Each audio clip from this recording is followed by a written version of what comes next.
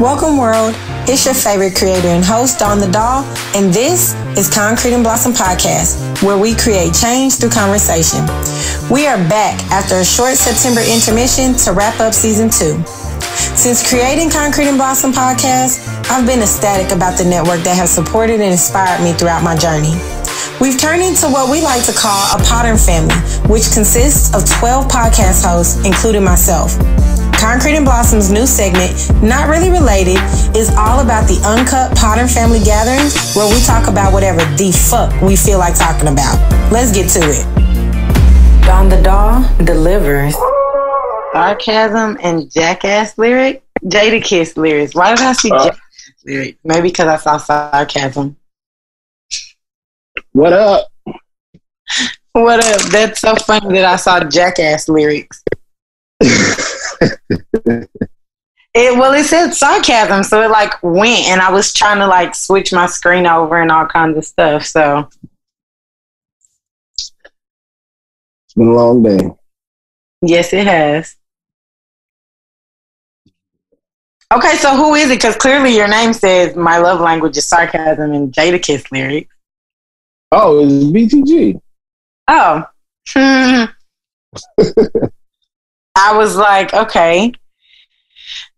Don't know.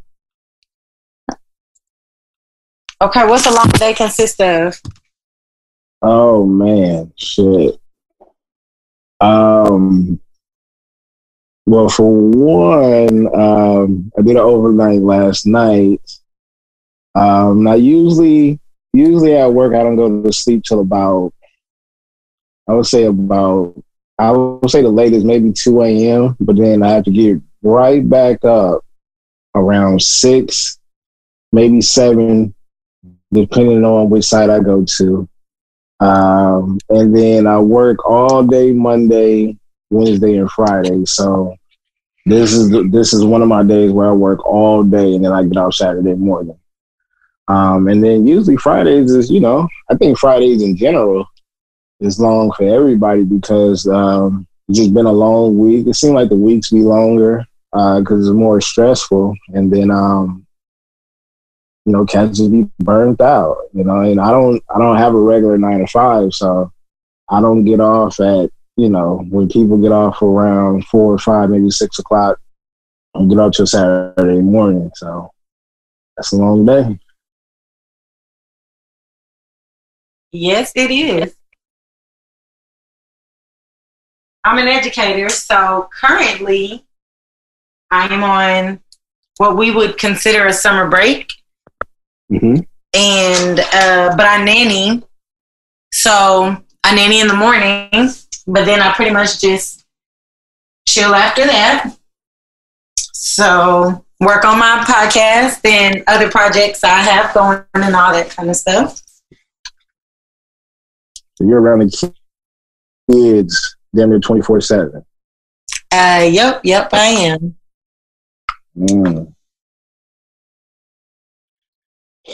Gotta love the kids. I do love kids. That's why on my summer break, instead of just being off finally for the first year, going into my 4th year, instead of being off, I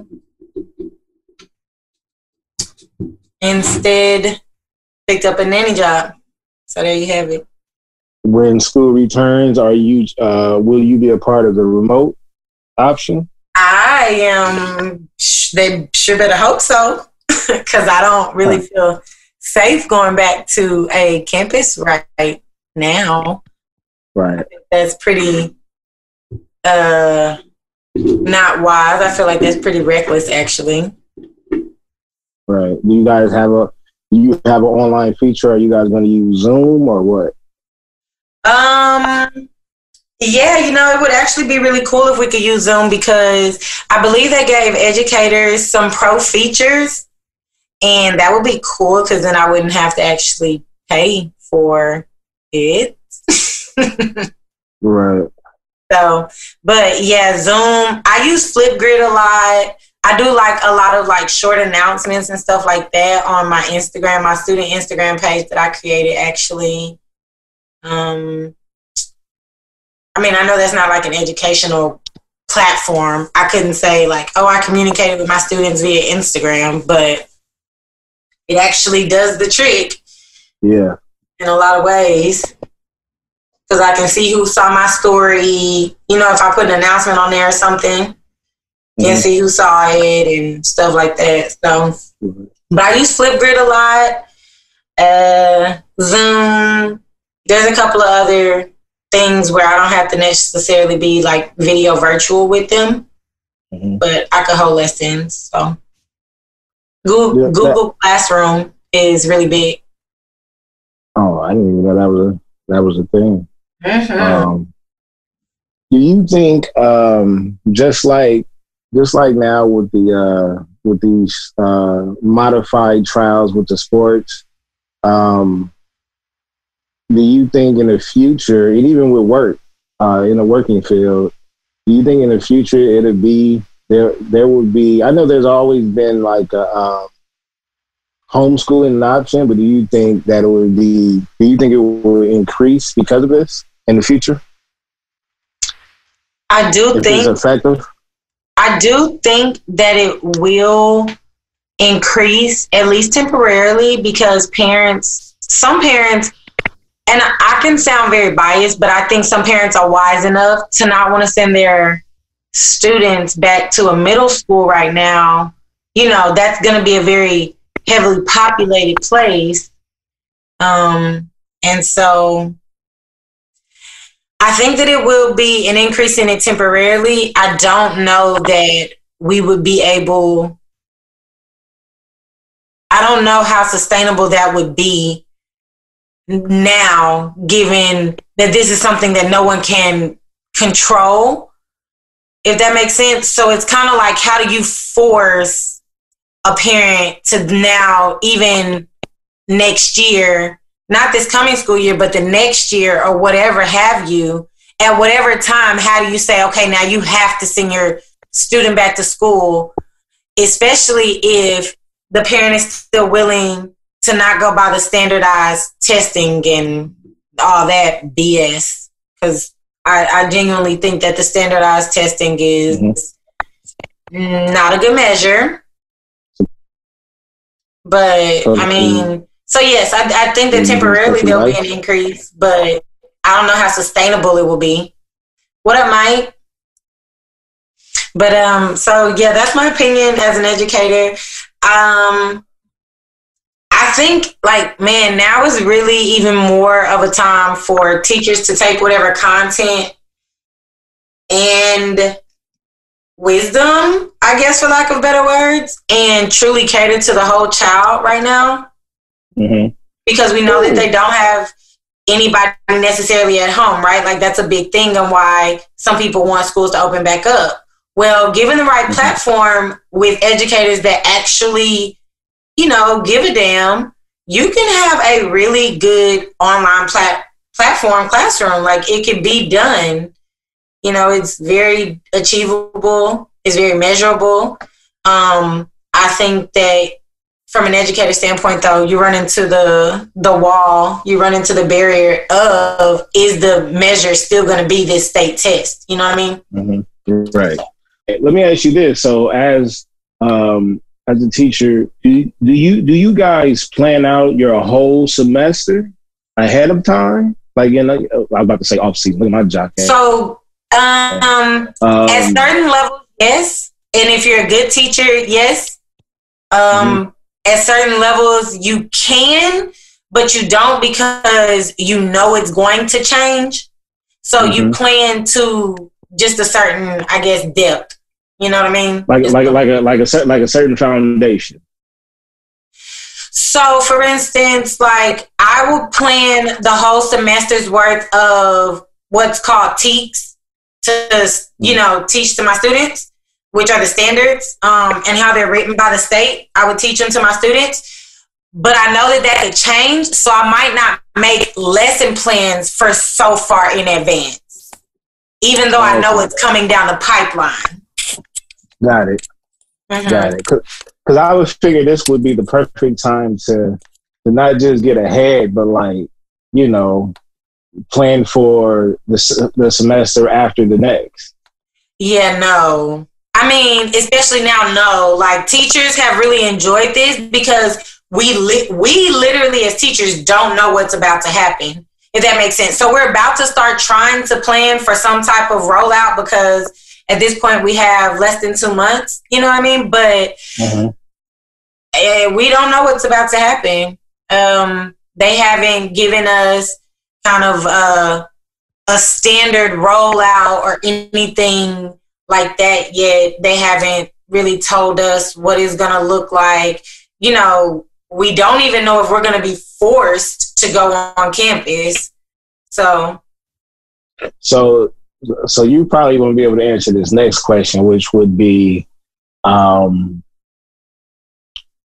they had came up with a few options as far as sending kids back to school, but it was going to be very limited. So it was going to be a smaller classroom. Would you feel a smaller class size? Like a smaller class size, a smaller number of people? Mm-hmm.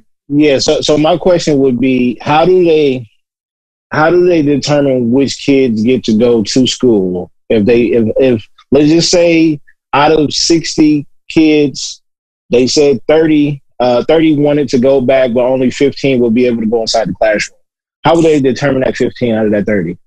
Okay, so we were actually talking about this in one of Peabody's sessions. I know in some places, the way that it was written was something very similar to those students of low income and such background in these areas and things like that will be pretty much the first students to go back.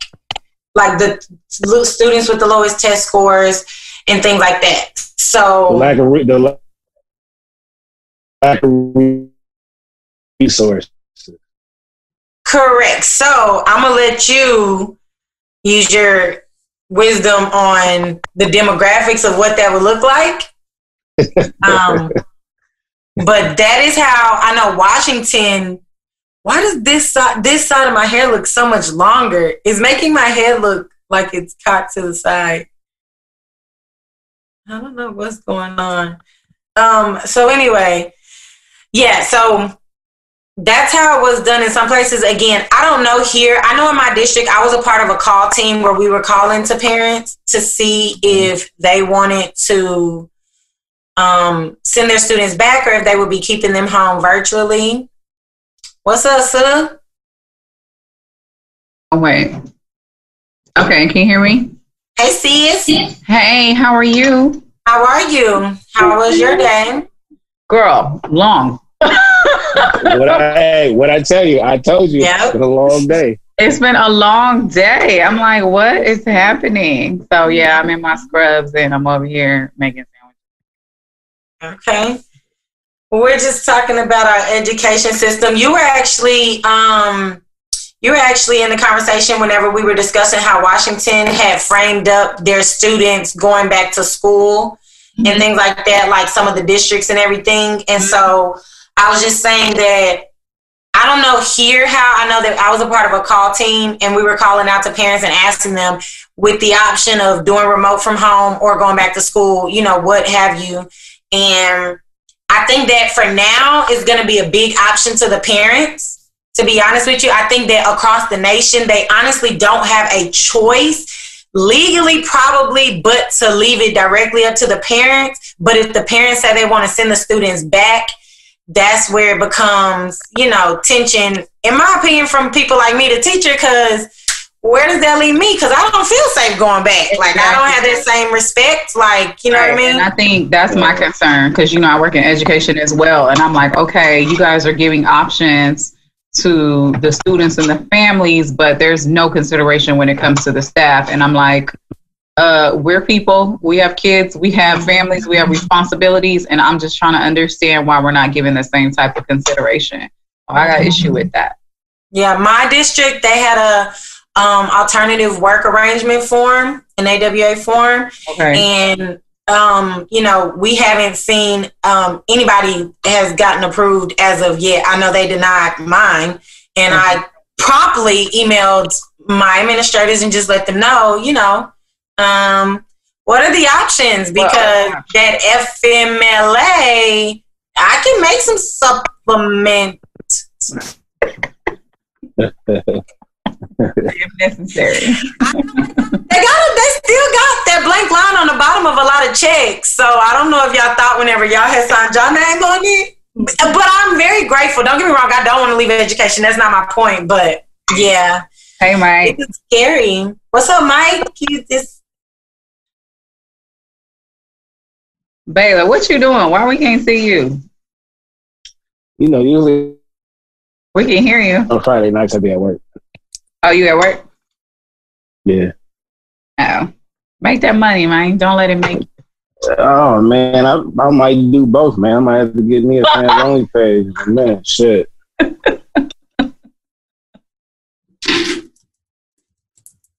Well, yeah.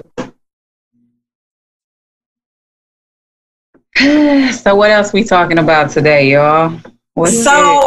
Man, I actually was going to set up a poll because I had been playing with the polls in the room, in the chat, and I was going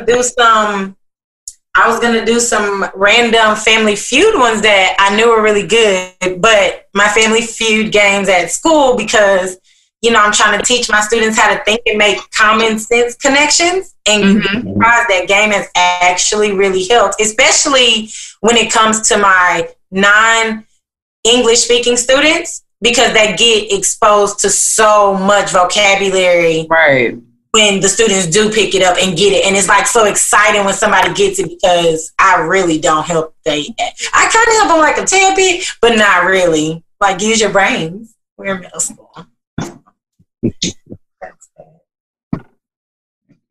And another 9. No, sharp one. Mike, what you doing? You working? We're having some technical difficulties, but I'm sure he'll be on any second now. I know there's always a delay when he hops on Zoom, so. I'm like, can you hear us? No, Baylor, we can hear you. I don't know, Mike, can you hear us? 9, Mike. I guess he can't hear us.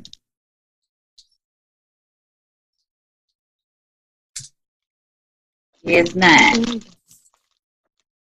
I think he could hear us, but we can't hear him. So I don't think. He's not even looking, though. I don't think he can hear us. Mike. See? Oh.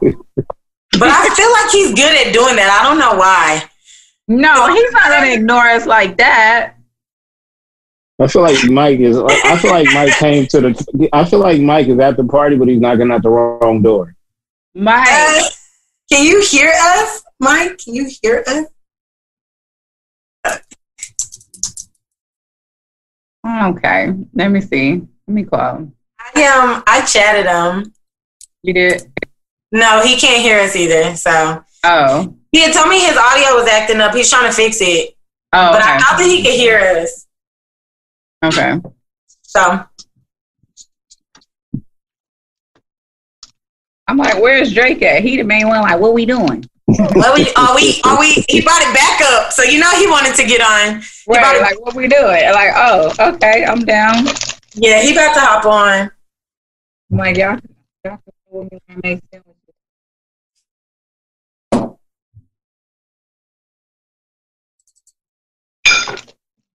Are they trying to? Been a long day. Okay, so same thing I asked Baylor. What does long consist of for you? Let me tell you mine first because mine's real short. So since I'm a teacher for the summer, I nanny a 2-year-old, and you know her mom is due any day now. So I just nanny for a few hours a day. Okay, so how long? You said just a few hours? So it just depends, and especially now with her mom being about to be due, like she made 37 weeks last week, and that's apparently like full term or something. Yeah. Yes. Okay, so I guess that means like any day or that, because see her due date is not until like August something. So how does that work? What's like full term and then the due date? What does that mean? I mean, you know, people can go longer than that. It just depends. So. But it's not supposed to. How long can the baby stay in there? I can't remember what's the weeks that they'll allow you before they try to induce you or do something. I don't have children, so I don't really want any. So I don't want any. I don't know why I sounded hesitant. I know I don't want any, so I'm very. I respect that. Knowledge of that. I wish more people would say that because I think a lot of people don't want them and they have them. Mm-hmm. I think a lot of people don't want them, but they don't actually think about the capacity of that's an actual decision that you have to make. That a life decision. Yeah. Mm-hmm. And I don't think people sometimes realize it's a life decision, like not an 18 decision. Like you coming through on the green screen or something? He always got the flat background. I just switched my headphones. What happened? Oh, it looked like you were trying to come through on a green screen or something. Oh yeah, I was switching my headphones and shit. Yo, so I had some boiling crab today. It was so good. Jealous. Hallelujah. They used to have one in Houston, sis, but they don't have it anymore. So jealous. That sounds bomb. Damn. That sounds bomb. Man, it was really amazing. Let me see. Where did I go? Oh, I went to Chinatown last week and I got some crabs. It was bomb. Yeah. So the boiling crab used to be right there off of the Beltway, right? You know what? But they do have an LA fisherman right there, though. But I think that's what used to be. That was a boiling crab. Right. But it's just the same. Right. It's the same. So you still live in the five. You still live in the five. But it's a whole bunch of those like in Chinatown. You just kind of have to go around and see what's what. Yep. I got some Black History cards. We're gonna see if anybody knows. Oh, we playing games. Yeah. And I know we can play. Don't worry, I got you guys. What we playing? Black Card Revolt or something? First of all, if y'all ever want to do I would like to do one of the goals that I have is to do like live audience, and I would love for some of y'all to come on and be my live panel. I'll tell y'all all about it if y'all interested. I already have all the deets and stuff. But stop it. You creative. I need that. Game nights are my thing. So like if my friends want to have a birthday party and they want it to be game night thing, all they have to do is tell me what they want the vibe to be like, and I'm with the whole shit. Like she with the shit. I'm with the shit. I like that. I'm doing game night tomorrow. That's why I'm doing sandwiches right now. Oh, that's so cute. See, yeah. I gotta do my. She bougie too. She got the sun sandwiches. Look, I gotta do. You already know I'm about to do my cucumber sandwiches and shit. I'm over here cutting them. I got my hummus and cream. Right. I got with my butter croissants. Okay. Yeah, it's about to be real cute. The ones with ham and cheese gonna get warmed up like right before she go. Know. Oh, look at y'all. Prep it. Y'all showing out now. Stop it. You stop it now. Just to entice y'all if you want to come and be part of the panel. I got provolone cheese. You know what I'm saying? Not that regular shit. Oh, she got the provolone. Central Market. Oh man. I got all that. So yeah, it's going down. I got my spinach, I got my provolone, my hummus. I got something. Oh, that's a different tax bracket right there. That's I can't even. Let me just sit down. Listen, listen. Just in case anyone was wondering. Listen, but like you got that sandwich that you got to put that money back and take that card out and pay for it. Don't put on that credit. Because I do a tray of them, right? So I do different ones. Like this one, I do like assortment. So one's going to be apple smoked ham. Then one I'm doing smoked hickory turkey. And then the other one I'm doing cucumber. I'm doing veggie. So like, Look at that. And put them all nice, in the tray and everything. Wasn't none of that ghetto. None of that was ghetto. None of it. None of it. What is that? Wow. How do we get here? We're recording. How did we get here? That's how we going to game night? What is that? So we don't know? Mike, you look like you're a DJ right now. Okay, I see you. Flex. Of course, yeah, that's what Everybody flexing in here right now. Hey, I wear that shit. Mike, you in the Hold on. How you got on scrubs? yeah, I'm essential all the time. What the fuck? Like she a teacher. She works the bank. She bringing the gourmet sandwiches to game night. And we're not gonna tell you. We're not gonna tell you what her other job is. Hey, that OnlyFans. Okay, but Mike, you in this thing? Yeah, I'm in this thing. I'm in here. Yeah. how long y'all been in here? Not long. Like what? Like what? Oh, solid. Oh, okay, cool. What? Like 10 minutes? We ain't been in here long, huh? Not long. Yeah. So we're gonna play a game. Man, we need to play some Jackbox games, man. Y'all fuck with that shit? Hold on, Mike. I already checked with Baylor and Jada. Yes. With a D. Who's Jada? Jay. Jill. I thought, well, because Jay, I'm thinking of Jay, yeah, who is the 2-year-old that I nanny. Oh, J, the letter J. Mike, your day? Good? Yeah, great. Everything. What up, Drake? What's happening? Happening, baby.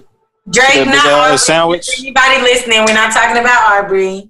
You don't need to say that shit. It's automatic should be known as me. Simple as that. Wait, Drake, what's your first name? Why am I the only one government name be said on this shit? Like, why? No, because I feel like I've been calling you the wrong name all my life. All your life you had to fight? People be like, man, I've been knowing you. I didn't even know what was your name. Motherfucker, you don't need to know my name. Shit. You don't understand. We'll bleep you. When I first met you, I thought your name was Mike too. Then somebody said Brandon, and fuck it, I just started copying people. So I don't know. I struggle with me and my own show. People from, I don't know why people don't be there like, okay, Mr. D713, respect it. Niggas that know me, they're like, we ain't calling you that shit. Like Brandon, nigga, Sir Drake. That's what we know you as. I'm like, that was some high school shit, you know. That whole thing with Aubrey comes up. He used his whole government. I don't care no more. Yeah, I use my whole government. It's all good. What's your middle name? We need to know that too. My middle name? I don't have one. I was just about to say he like a nigga that don't have a middle name. Yo, I was about to say that. I was just about to say that. Mike. He one of them niggas that look like they don't have a middle name. Like, huh? You lying? Whatever, Dexter. Wait. So how? No, I don't have a middle name. You look like a Dexter. Are you a junior or anything? No. A third? Nah, no junior. Don fell out. Look at Don. No, I don't have a middle name. You would be a good Dexter. I feel like. Dexter? What do we? Oh, like Dexter St. Jock? I don't know. No, like just I feel like Dexter look good. Women like naming people. Don't stress about it. Oh man! See, if I would have came, this would have been my first time, and I heard Dexter, I would have been calling you Dexter. No, you say me Dexter? Nah. Close. It ain't close. I have things that shouldn't come in a tube.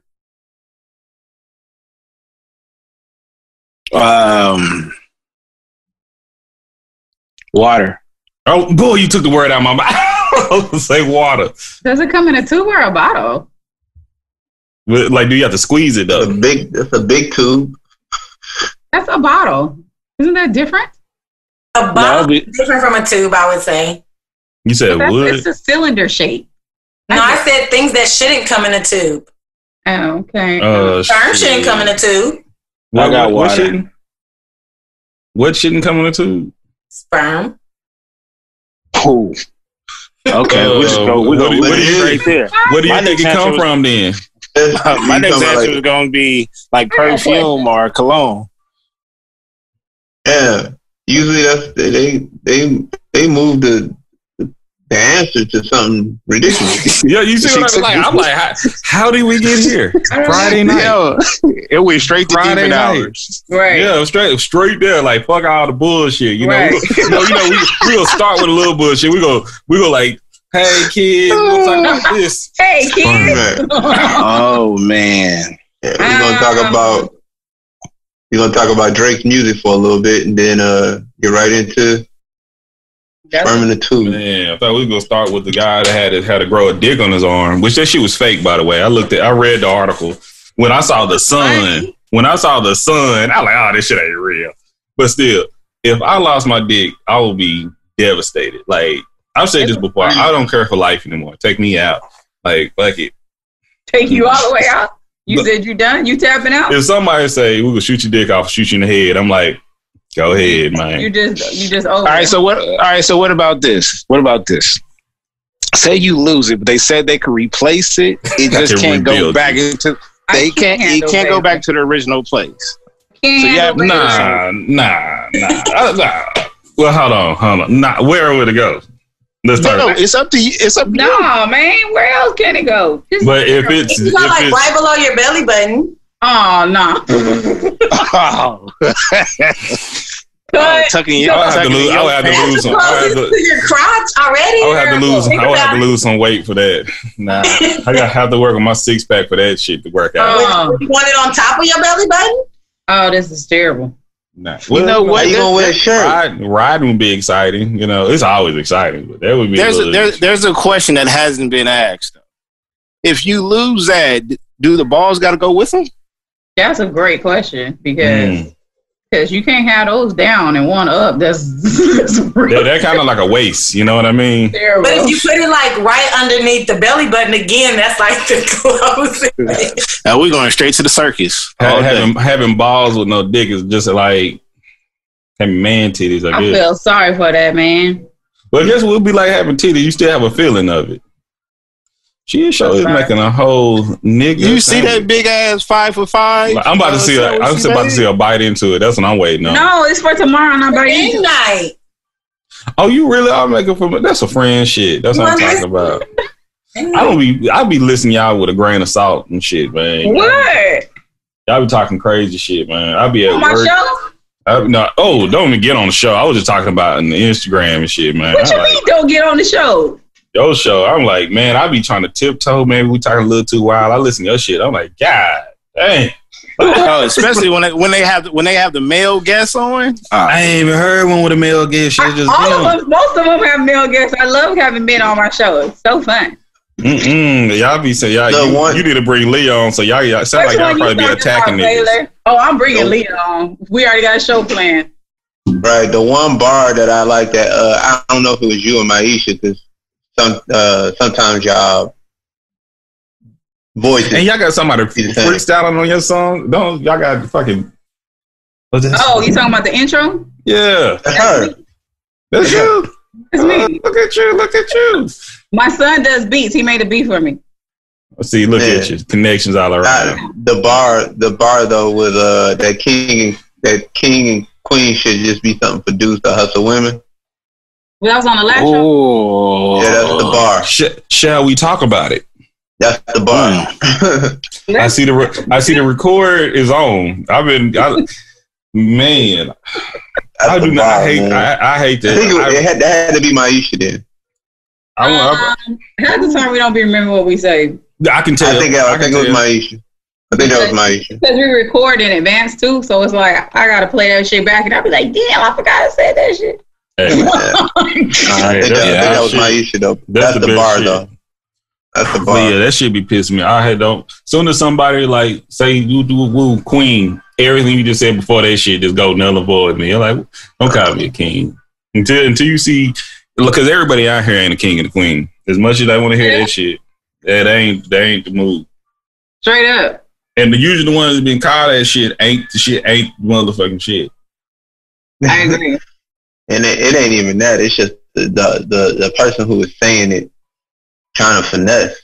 That's all I be on. That's why I don't say it. It's a lot of finesses out here, though. That's been like that. There's a lot of finesses out here, and some people just. But I need like a panel.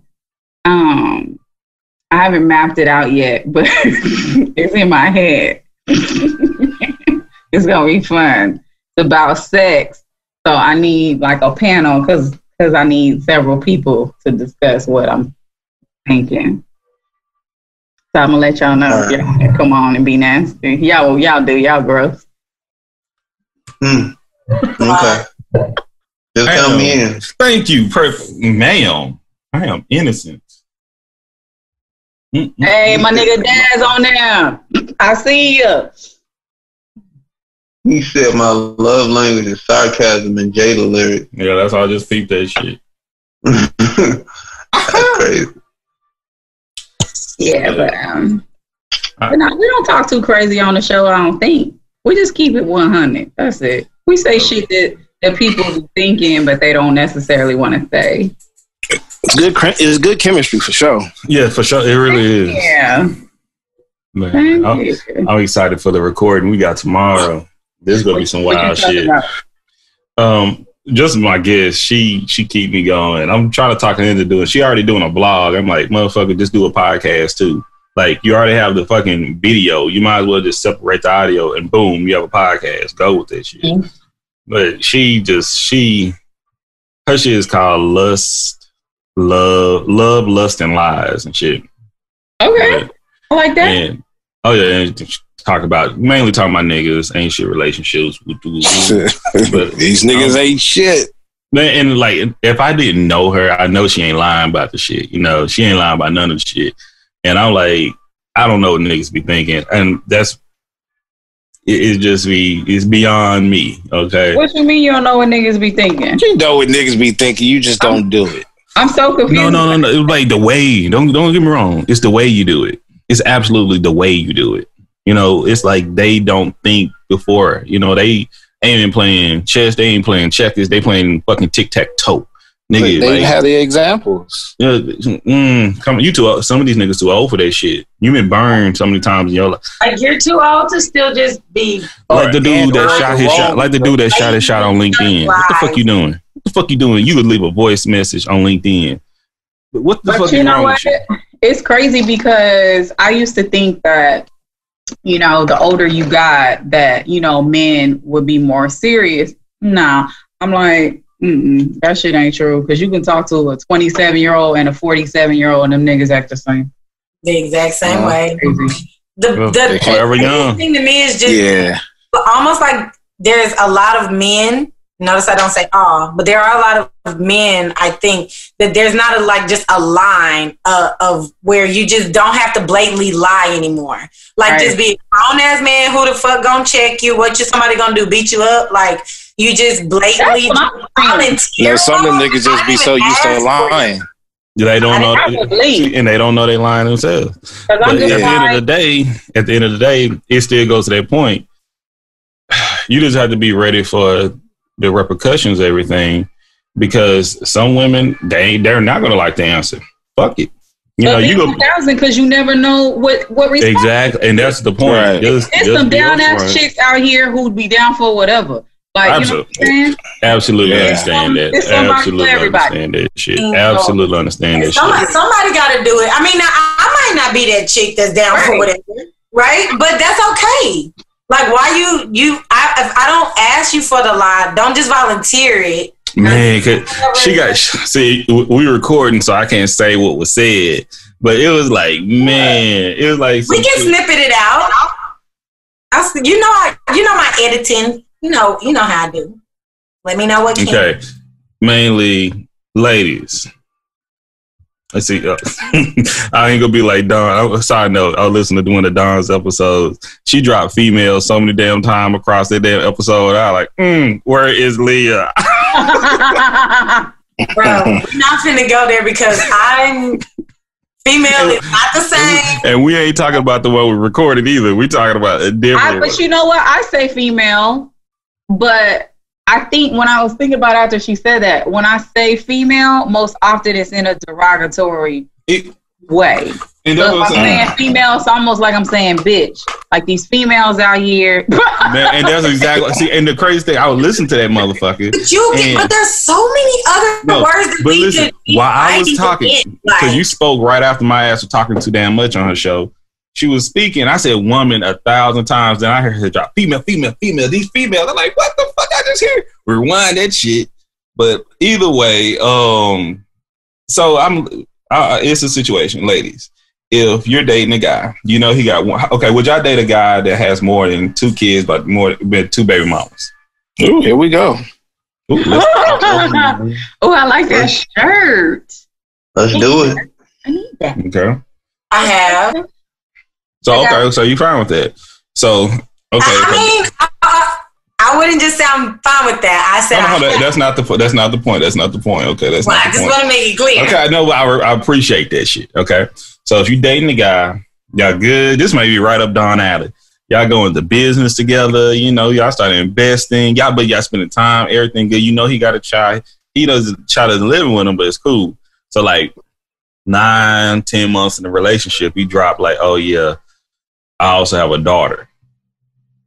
So what? Now we got 3 No, he's telling you he has 1. He has a son. But he knows or he doesn't know? That's the first question. He knew the whole time that he tells you. Why he didn't tell you, he'll be worried because he don't know if he heard you say you don't know if you'll date a guy with 2 baby mamas.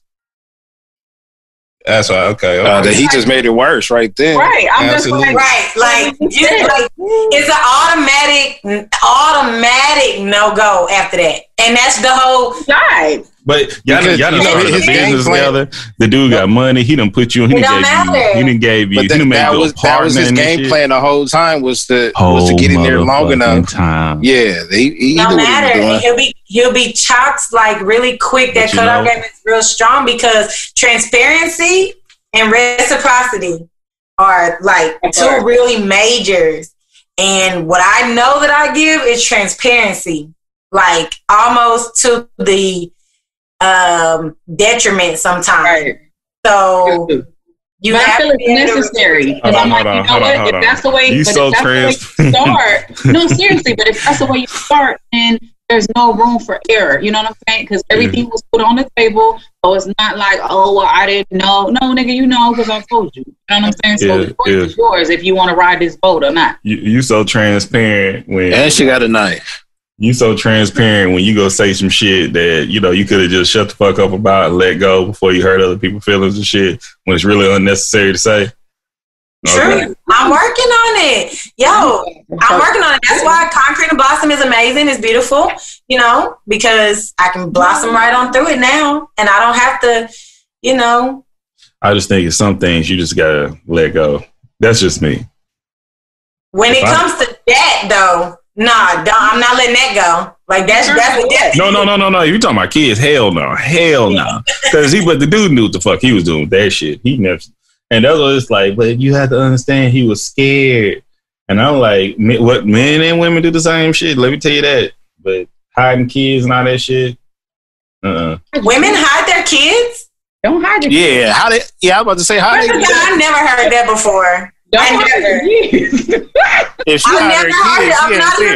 not even being funny. Once again, and that's why I'm like, so don't hide your kids. I take a step back when people getting these men. I hate men versus women art. I hate those debates and shit. I hate it. It just blows me, man, because it's like, you know, there's some made shit on both sides, you know, absolutely. And the work that I've done, shit I've seen, everybody say it's normal. No way in fucking as much work the many cases I've seen in situations. I ain't at work. I'll be telling people, just go down to the courthouse. Sit in the, well, right now you can't. But if you go down the courthouse, sit in the back of that motherfucker, it will blow your fucking mind. You'll step out that hole like it's fucked up out here, man. It is, man. When I went to divorce court, I was like, oh, this is terrible. Was it in Houston? Yeah. I was like, oh, well, it was in Fort Bend, not in Houston. Okay. Fort Bend ain't. I know, but it was still like a soap opera. And I'm like, what? Imagine that being your job. Why am I in here with these motherfuckers? Imagine that being your job, though, man. And I don't want to be in people's business. And I'm like, Oh my God, why the fuck you do that? When I'm telling you the DNA, I be telling niggas, you gotta, like, child, you trust her? You trust her? Did she get the DNA? Fuck that. Swab that baby mouth. And then what happened to me? When it was time for me, when they called me up, then I'm up in there, my ex-husband ain't even in there. He late. This nigga roll in. No, Judge. I'm like, oh, this nigga got me looking like the so long. Wow, niggas. Like, yeah, that's the other thing I see. I see a lot of men, like, I have friends that deal with the whole child support thing, the separation shit. I'm like, bruh, judges do matter. Don't get me wrong. But I've seen niggas rolling that bitch, play the game. Know how it's a game. It's like court. I would say it's like it is a game. Theater. It's like theater. It's all role playing. And as long as you know how to role play, you know when to shut the fuck up at the right time, you dress appropriately, you play a part, you got to pull on motherfuckers' emotions sometimes, but don't pull too hard. Nigga, you will get that shit, and you have a good attorney. Oh man. But see, my judge didn't like me. My judge didn't like me from jump. He just didn't like me for whatever reason. Was it Andale? No, it was a white guy. His name was Richard. That motherfucker didn't like me just from jump. Richard for sure don't. I don't know too many Fort Bend judges, but man, I'm telling you, mama probably black. He probably tried it, and he did not like me at all. And how did you come in? I came in professional. You know what I'm saying? I had my blazer on. You know what I'm saying? That's how you fucked up right there. You have on pants or a skirt? Pants or a skirt? Slacks. That's where you fucked up. That's what I'm telling you. Yeah. You didn't, and I mean this in a genuine way, how the courts used to be. They had the good boy system. Not until 3-4 years ago, they voted all these black women judges, especially in Harris County all around. Mm-hmm. They didn't like it. You came in too strong and powerful as a woman and as a black woman. Intimidating. You did, exactly. And because I'm tall, I can't even wear, like, if I don't even wear like a skirt or a dress at work. Because they be like, ooh, what's going on? What you doing? Where are you going? I'm like, man, I'm just going fucking like. It's hard out here for y'all. I'm just telling you what happened. Just telling you what happened. That's it. Like, I can't win for losing. I try to be easy. And they like, nah, they don't like that. You know, I try to be professional. Nah, we don't like that. That goes into the whole thing with intentions. It's like, man, it's so much like off the rip as a black people, but black females. Oh my gosh, we can't win losing with females.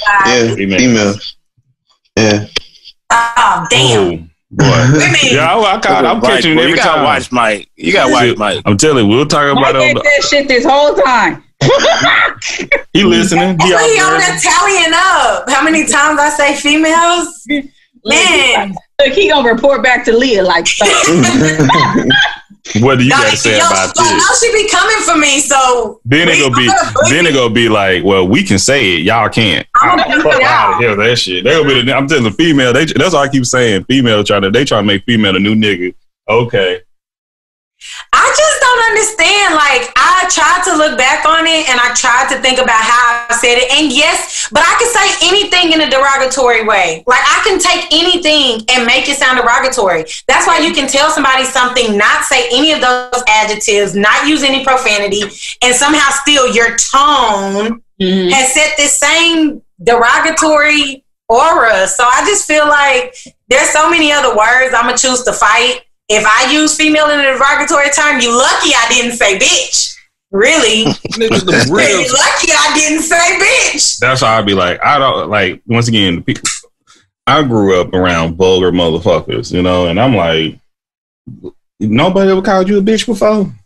Let me bring you let me help you out there. Let me welcome you. I come from a very toxic fucking, like, I don't see it toxic. Why are you looking like that?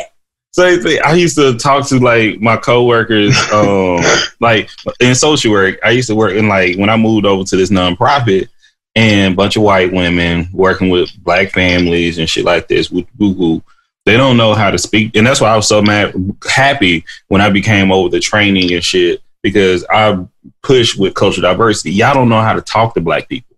Y'all don't know how to talk to people, but y'all not even black people, but fucking people impoverished, anything like that. Y'all don't know how to speak to individuals. Okay, let me help your ass out. You walk in here with that chip on your shoulder, you go fuck shit up. This boy in love right here. But that's cute. I like it. The point I'm getting at is That's my wife. She's super cool. That's love right there, you know. That's my guy right there. I'm gonna start pulling my shit out. I'm a your love language be fabulous. So I'm gonna shoot out 3 because that mug jam. Look at you. Look, that's why we on the same page. But from start to y'all all been in a fight before, I'm assuming. I know Dawn been in plenty of fights. Yeah. Okay. So when I see women, because they don't like, it's not illegal to spank your children. It's not illegal to whoop your children. It's not. And that's what I tell people. You said spank. I ain't heard that word in so long. Spank. I'm for real. I used to think there was no crush on Jenny Jones. I used to have so many fights. Oh, I used to have a crush on Jenny Jones. What? No, Ricky Lake one was a thick one, right? Oh, yes, she was too. Yeah, I ain't gonna say too. Jenny was like 67. Yeah. Jenny Jones was 67 when I was in middle school. So yeah, he's exaggerating, but I was about to say she had to be in her mid 30s. So. She was like, how old was Jenny Jones? See, I be thinking, like, if people have never been in a fight, never been whooped or spanked in their life, I'm like, what would happen if somebody just slapped shit at you right now? That would be going in my head. Like, how would you react to that? If somebody put their hands on you at the age of fucking 30 or 40, nobody ever touched you in your life. What would happen if somebody remember that story when the guy got killed? Guy got killed?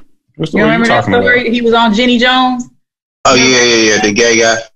I thought that was Jerry Springer. No, that was Jenny Jones. They tried to sue Jenny. They sued Jenny Jones. The show, brother. Yeah. Was the guy from Tyler, Texas? It was a guy from Tyler, Texas that came on there. No, it wasn't Tyler, Texas. It was Michigan. It was actually Michigan. Right. Well, it was a guy on Jerry Springer. Same shit happened. Gay dude. And our as a matter of fact. Calling dudes out, sleeping with other dudes and shit. And came back home. That's why I like, all that shit ain't fake. No, that was a surprise. He like came on as a friend, and then his friend was like, "Oh, by the way, like I'm in love with you," kind of thing. And he's like, "What?" And everybody was like laughing and shit. And he was like, they were like, "So how do you feel? You know, you want to holler?" And he's like, "The fuck, like no." Like I'm definitely straight. Like I'm definitely straight. Yeah, don't be doing no shit like that. I wouldn't come on there. No, I done watched some shows growing up. I would never go on one of them damn shows. Like, you ain't about to surprise me with a motherfucking thing. Because you know it start out when you come on as an audience guest. Then they bring your ass up. But that's how these people don't know. You come on think you just a guest on like you sitting in the audience. Next thing you know, you're on stage and shit. Yeah, and then that doorbell ring. That doorbell ring, bro, it's over. It's over. That shit, man. Yeah, that's why I keep like my past. I told my boys when I die, I need y'all to be at my funeral playing security. Goddamn me. Have you ever played your funeral out? Oh, have you ever played? That's a good question. Oh, yeah, I have. That's one of the questions we have for everything culture. Like, how do you want to be remembered? You don't have to talk about your funeral. I plan my funeral out. I'm gonna have security. How do y'all want to be remembered? So at my funeral, using my damn questions, Dawn. Shit. Everybody got to be like real chill. Like everybody got to come in and bring their favorite bottle. I prefer everybody bring some Jack Daniels. You guys gonna come in on Space Age Pimpin' because I love that song. So this can't be at the church. You got? How about at the wake? How about that? No, this is what I want. Okay. And then I want to be. No, I said this one. I want to be. But that's the conversation for tomorrow. I don't do because if I gotta be cute and I don't want them to make me look like they be making people look. So cremate me, put a cute picture of me up, and then go ahead and sprinkle me every place I live. So you got to sprinkle me in LA first. Sprinkle me while we're doing that. Yeah, because that's where I'm from. So you got to sprinkle me home. You know what I'm saying? Come on now, I'm emotional already. Then you gotta go to H-Town, you know what I'm saying? You gotta ride the slabs and sprinkle me there. Then you gotta go to ACL, you gotta sprinkle me up there. And you know what I'm saying? Y'all just go out and go on a cruise. Oh. All the fly shit that we used to do. Look, my eyes sweat. My eyes are sweating right now.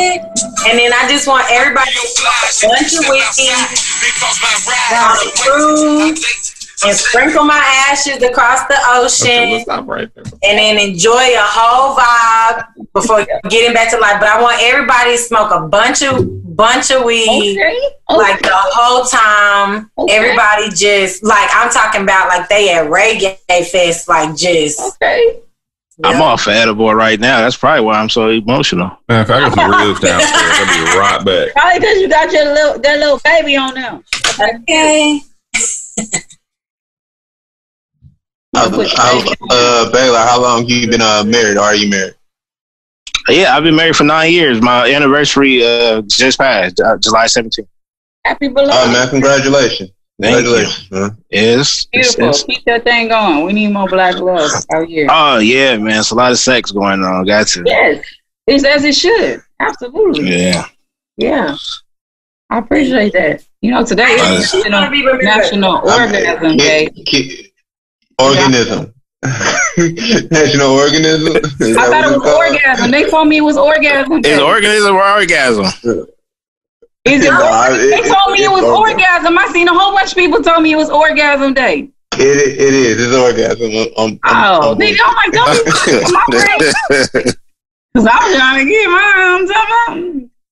mine. I did. Don't be messing with my vibe, Mike. Shit. I'm trying not to. I'm only trying to help your vibe. I'm bad. Send that dirty pic, Mike. Okay. Huh? I said, send that dirty pic. Oh, no, I already sent it. I already sent it. I bet. Oh, my Lord.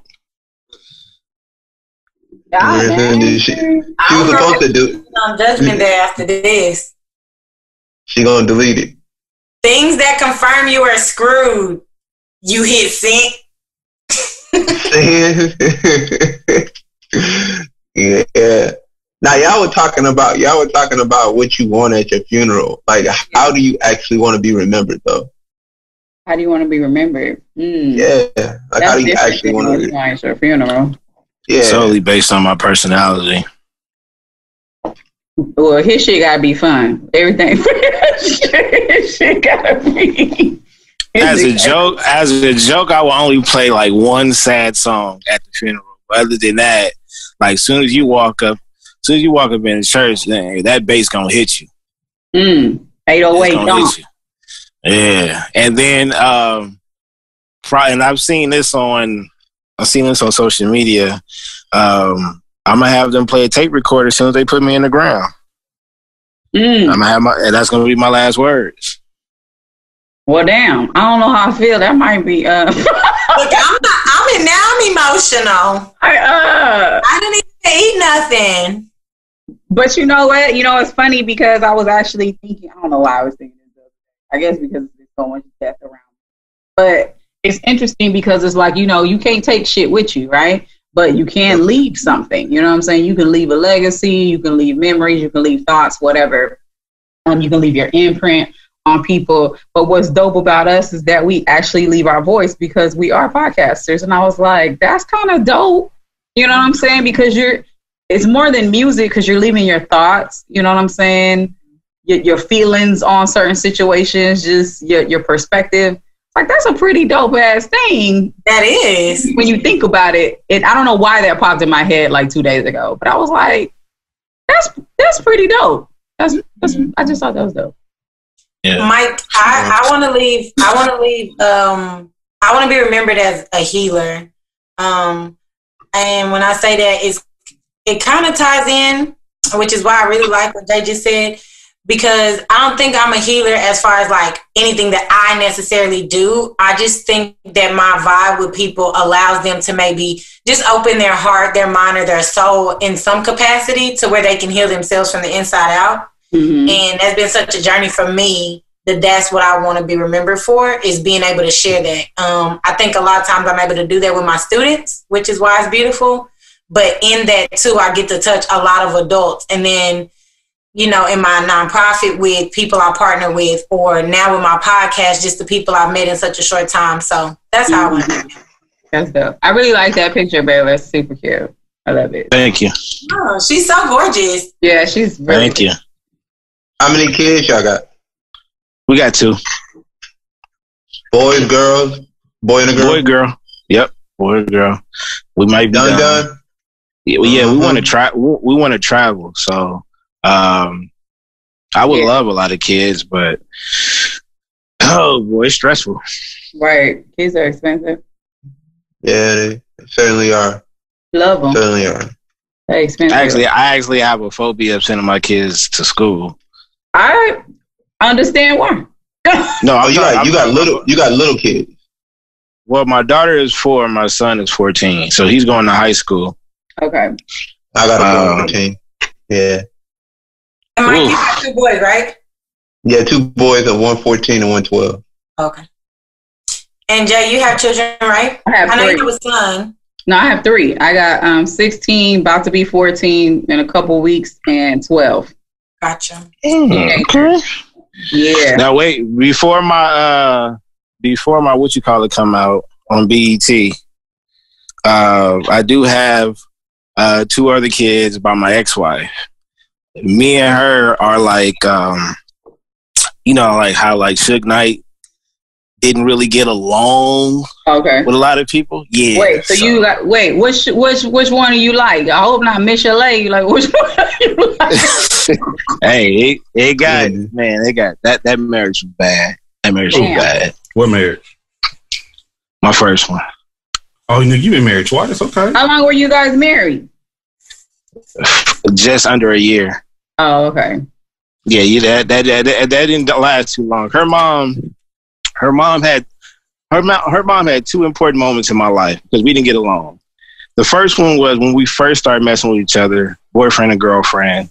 She told my mama and me in the kitchen, she said, my daughter's no good for you. I didn't listen to that. Fast forward. Who said that? What? I've heard that before. Wow. And then she said one day, she sat it down on the couch and she was like, look, y'all gonna have to figure out something because I feel like the next time I come home, like one of y'all gonna be in a body bag. So that's when I said, yeah, you know what? I gotta go. Wow. That's pretty intense. That's an intense thing for a mother to make. So y'all was just toxic from jump, or? I had been knowing her since like the 7th grade. We grew up. She stayed next door. But I avoided all the titles and things like that because they were Jehovah's Witnesses. So that right there. Where you from again? I'm from LA. Okay. I know I mean, born in Inglewood, but raised on the east side. Yeah. Some of the Jehovah's Witness women, they be on a different level with craziness. She got disfellowshipped a few times. It was time where her mom kicked her out of the house. Kick your ass out in a heartbeat.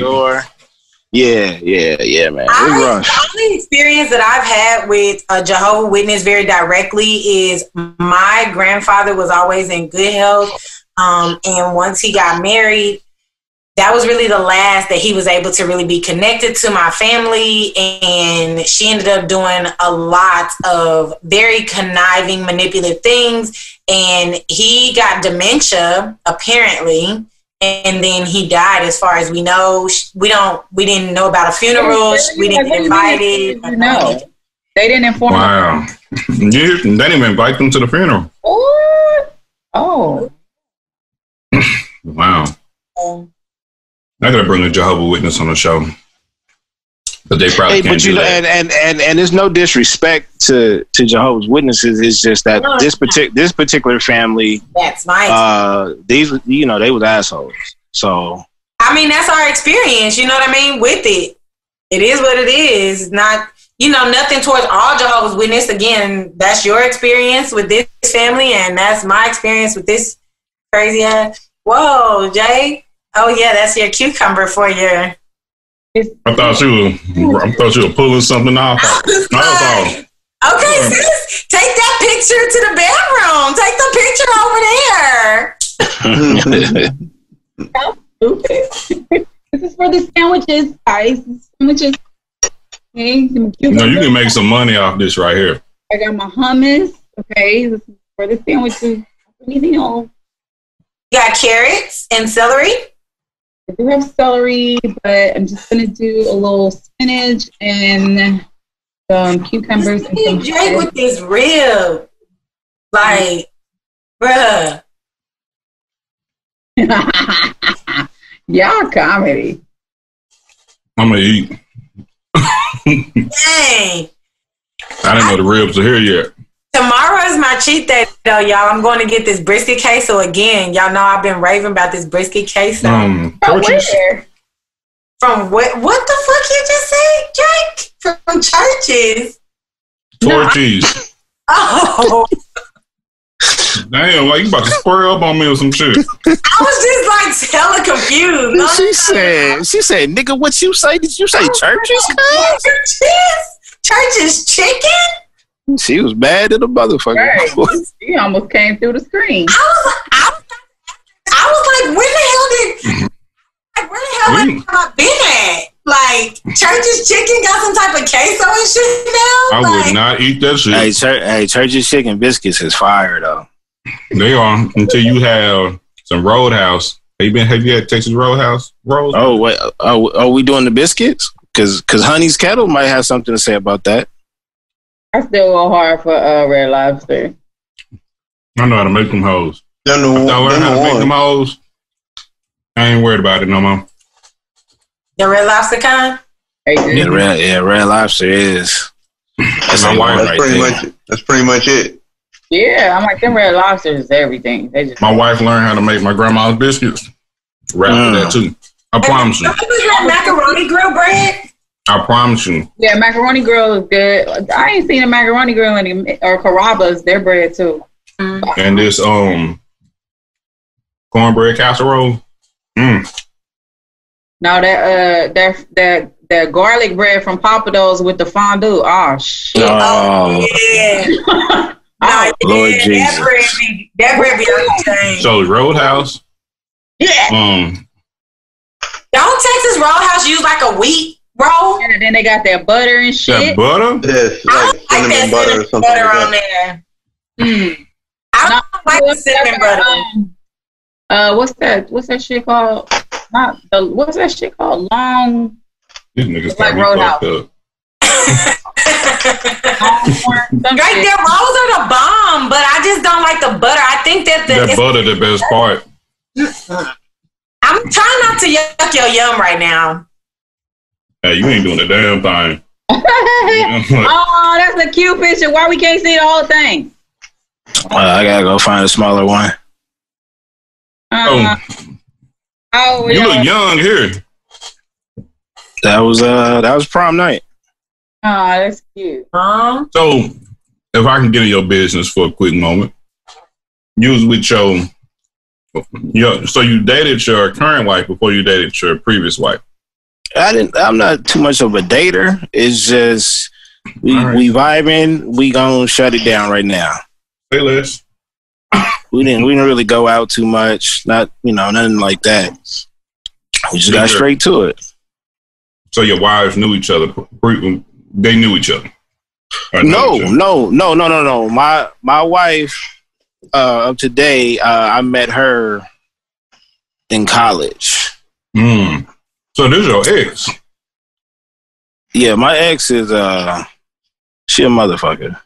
Okay. That's what I was just confirming. So is everybody ex? Yeah, they ain't Mike. I needed some help back then. I ain't that bad of a person. My cry out for help was so loud. My ex was just one of those. It's okay. We just wasn't compatible. You made it. I needed a stronger woman. I needed a woman that been through some shit. The first one is a trial and error anyway. You know what I'm saying? Like that's, that's the one that's gonna take you through it. But then you come out on top and you're like a way better person, and then you know like what you wanted. Because Baylor's situation sounded like my partners. His first wife, man, put that nigga through the ringer. I was the only homeboy. That ain't what you want. I'm the hating ass friend and shit. I'm the negative ass nigga. That ain't what you want, bro. It's probably how you said it, Dexter. Nigga, I'm not.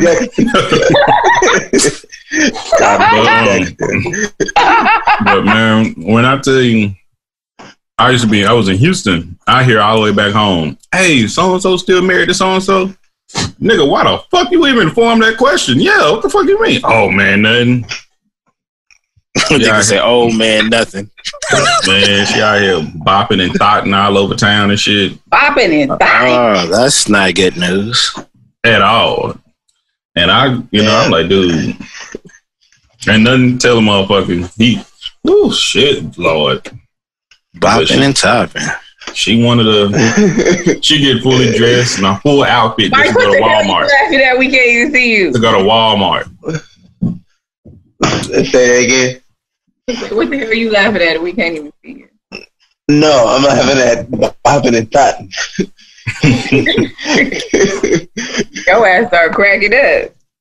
Nah, that's just funny. You know, you find out things about people. Mm-hmm. They're saying bopping and thotting. I should put cheese on my veggie sandwich or just leave it on? Because it's provolone. Oh, you got to put that on there. You know what I'm saying? That's what I felt like. That bumped that up to $8 now. That's what I thought. You know what I'm saying? I was like, I felt like I should put the provolone on there, but I know it was a veggie. You know what I'm saying? There you go. Then I'm going to show y'all my beautiful assortment. That's it. God bless you. Assortment. As you know, that's what we do. Presentation is it's key. You know, you have to have show your spread. Absolutely. It's presentation. Got a nice. And, tomorrow I'm going to put it on one of my nice glass trays. Damn. Presentation. Trying to make things. Have you guys ever had a yellow kiwi? It's called a sun gold. No. I have. You fancy? They're fire. I want one though. Oh my goodness. I'm coming to Houston soon. I'll bring you some. I appreciate it because I feel like Houston got whack ass fruit. I was just talking to my homegirl about this. I feel like when I'm at home, you know what I'm saying, I can get fruit. But out here, for whatever reason, they got basic ass fruit. You know what I'm saying? Like apples. Nigga, everybody got apples. You know what I'm talking about? I feel what kind of fruit you looking for? Is it Fiji? Is it a Fiji apple? No. They got Fiji apples down there. It'd be like Granny Smith and Delicious. Red, them sandy apples. I can't get no pink. You know what I'm saying? I can't get some. I don't even want no apples. Where? Cotton candy grapes? Where the? Oh, hey, cotton candy grapes is the shit. Oh, hey, I'm hooked on. I'm a crackhead. I'm a crackhead with it. No, nasty as hell. No, you're not. You're lying. But I'm where's the guava and shit? You know what I'm talking about? Where's the guava and the kumquats and shit? You know. Go to the Mexican neighborhood. The exotic shit. Bring that to the panel. I hope it's gonna be pro bono because you was fancy over there. Yeah, she running the goddamn deli over there. We're going to Costco. Y'all niggas ready to be on the line like this. I don't know if it's this edible, but you've been making about 7 sandwiches already. No, I made 1, 2, 3, 4, 5, 6, 7, 8, 9, 10. This is about to be 12. 12 cents? I knew I wasn't tripping. I know I'm high, but god damn. It's game night. I thought she kept rebuilding the same sandwich. What games y'all playing? No, that should be happening though when you get gone. Or you be like, oh. What games y'all playing though? Yo, Drake, what you talking about on Sunday at happy hour? Our episode. Oh, for tomorrow? No, from the episode that we had Wednesday. With the 2 ladies? Mm-hmm. Yeah, it was good. I ain't even gonna bring it up to y'all. I know we're gonna talk about this shit. We'll talk about this shit Sunday. Yep. I was just trying to get a little sneak peek, that's all. But I'll be there. I'm sorry I had to leave when we started talking about how you want to be remembered. But tomorrow I'm bringing my homegirl home, and she's in school to be a mortician. Man, I wanted to do that so bad. Not me. What's going on with y'all? One from the other side. Are you a Sagittarius? Yeah. I am a Sagittarius. Okay, that's wow. understandable now. Wow. Wow. Nigga. I am a Sagittarius, so. This shit blows my I'm a Sagittarius through and through. Like what the shit says. You don't fucking say. See, I don't like what the shit says is me like every. I don't want to be believing in that shit. I really don't. But it be accurate than the motherfucker though. This shit scary. I think I was Sagittarius. Like fuck that shit. But hey, no, fuck real, like, hey. Whatever that shit says about Sagittarius, like every line, that's me. Like I don't even know what they say about them, but I know the women that are. Like, and I'm like, she's one. All my homegirls that are like straight assholes, I would say. Savages. Straight. They come off with they come off like they sweet. They like it's like they layered. They come off as sweet, mean, sweet, mean, and then sweet really because they sensitive to motherfucker at times. So I'm not sensitive. There you go with that shit. It's okay. Build your guard. But I said that on the podcast. I'm not sensitive because I grew up around a lot of men. And, you know what I'm saying? I grew up with my dad. My dad is a take no shit type of nigga. And he treated me just like my brothers. No, still treats me like my brothers. My dad is a tough dude. He'll call me right now and be like, hey, Jay, you need to lose some weight. Like, what's popping? What's cracking with you? Like, yo, get your shit together. That's what my dad taught us. But you can't have feelings and shit over here. So, damn. So feelings we didn't do in my house. It was like fuck that shit up, and he didn't care. Why the fuck why even say sad? That's the crazy thing about it. And boom.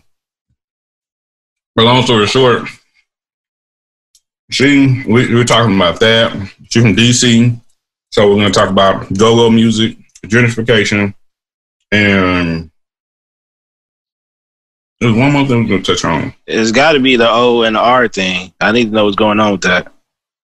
The O and the R. Why they can't just say do? See, you can't be getting on the accents, man. I'm just asking. Yeah, why there's so many U's in their words? You. Hey. Just I even gonna break it up to her. Cause she get on my ass about my fucking country ass. I ain't even gonna bring that up. But how do they? I don't even know how they say it. That's really Baltimore. That's really Baltimore. She's from Maryland. She's from Maryland. But it's like that's really deep. That's not really DC. I don't think. Don't get that shit confused though. That Baltimore accent though is very like Baltimore, flipping maybe Louisiana and certainly Boston. Oh, Louisiana. Boston for sure. Boston, baby. Man. And that Boston is hey, the Minnesota people too. Well, that's if you know Minnesota. If you've ever been up north, like I used to go to Michigan Tech. Michigan Tech is in the upper peninsula. Big ass. And yeah, and they talk the same as the people from Canada. From Canada, but also the same way the people from Minnesota talk.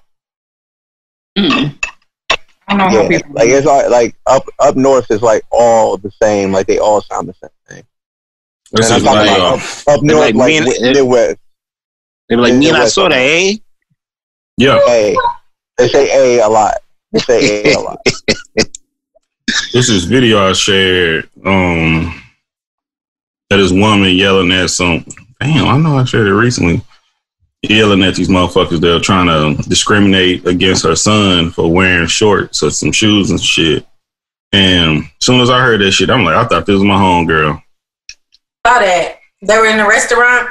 Mm-hmm. And one little boy outside. Couldn't wear athletic gear. Yup, that's the one. My homegirl sound just like that shit. It's crazy. I'm like, man, I know this bitch from Maryland right here. Damn, what the fuck is my shit? Tallying up the bitches too. Oh, me? That's what I said the other day. I say bitch and hoe all the time.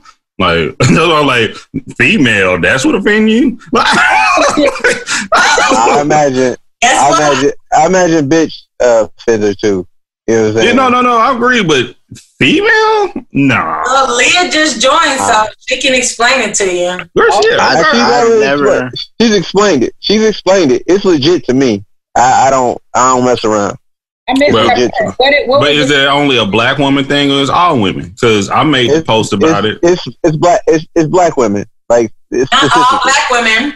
Because I'm gonna say not all. No. I think it's a small culture.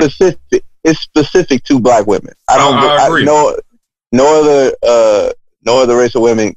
Not that they don't care, but they don't even. They wouldn't register. It doesn't to me. Still. Yeah, it might not register to you, but I totally understand what she's saying. I understand what Leah. What was the reasoning? I do too. What was the reasoning? Why is it the way that it's used a lot of times, the way I hear it a lot of times is a very dismissive. People use it in a dismissive way, like they're saying usually those females over there. Yeah, as opposed to it's like it's usually very dismissive. Hey, Leah. I'll be like, them females, like you that's ain't. my dog right there. That's what it is. That's mine. Yeah. Hey, y'all. Hey, girl. Hey. How your day been? You just having a lot of energy with that. Oh, Leah the killer. Damn, it's First of all, you gonna stop pushing this propaganda. That is. LK. Nah. LTK. He been getting a tally ready on me. Huh? I might been getting a tally ready on me. Oh shit! And try not to say female. You've been trying not. See, Leah, I was gonna bring it up. I was listening to one of Dawn's episodes.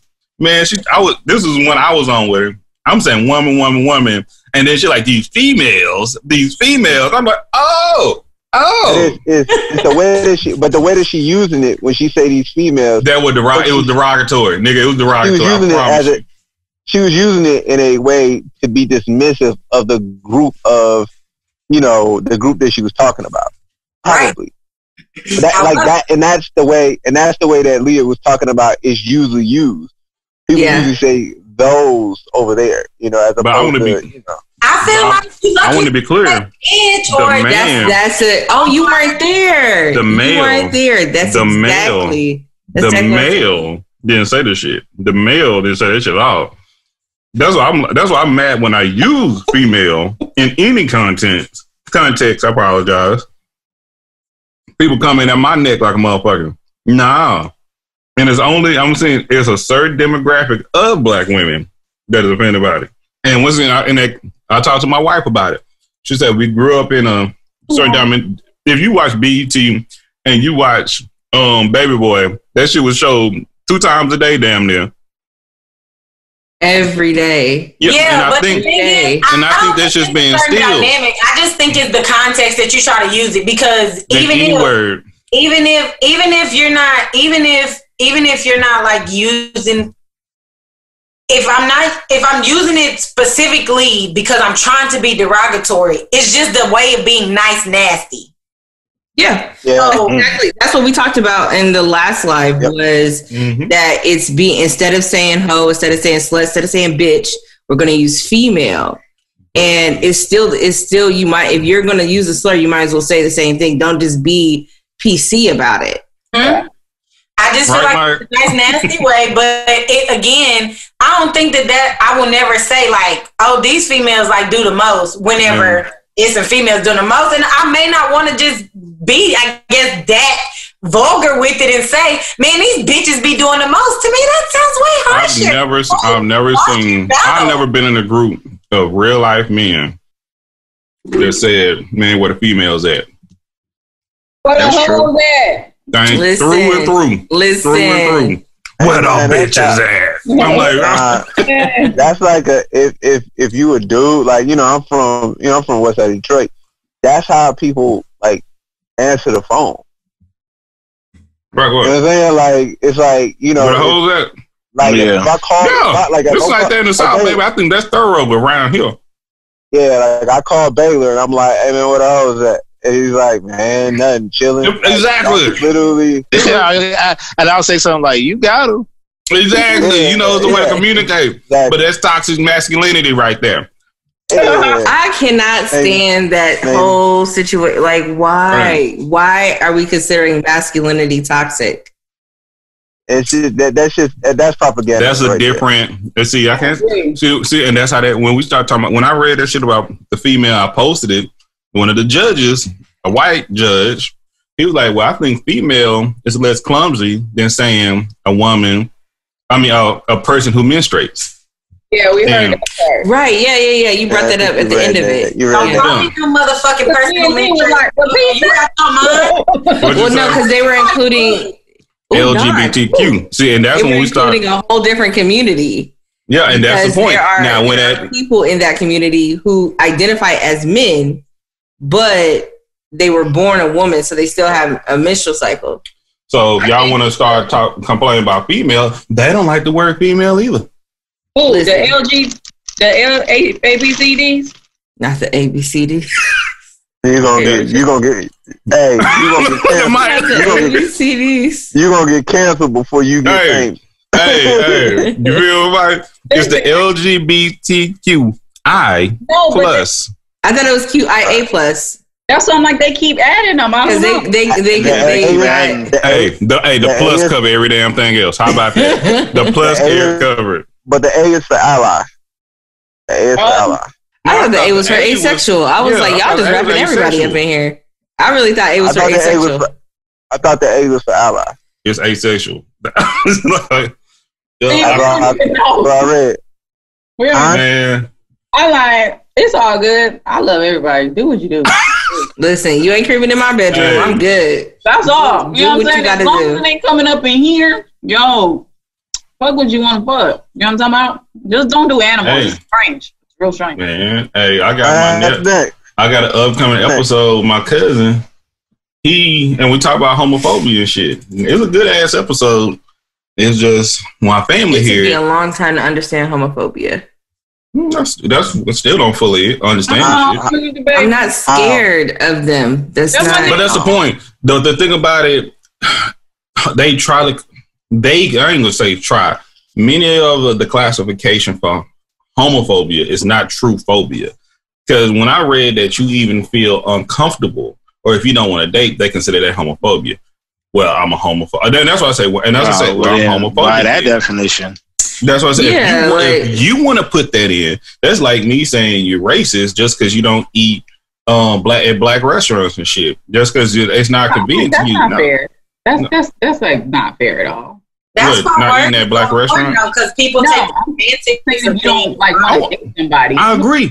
And the thing about I have a homegirl, she be trying to come down on my back about that shit. Woo, woo, woo. I'm like, would you date a bi man?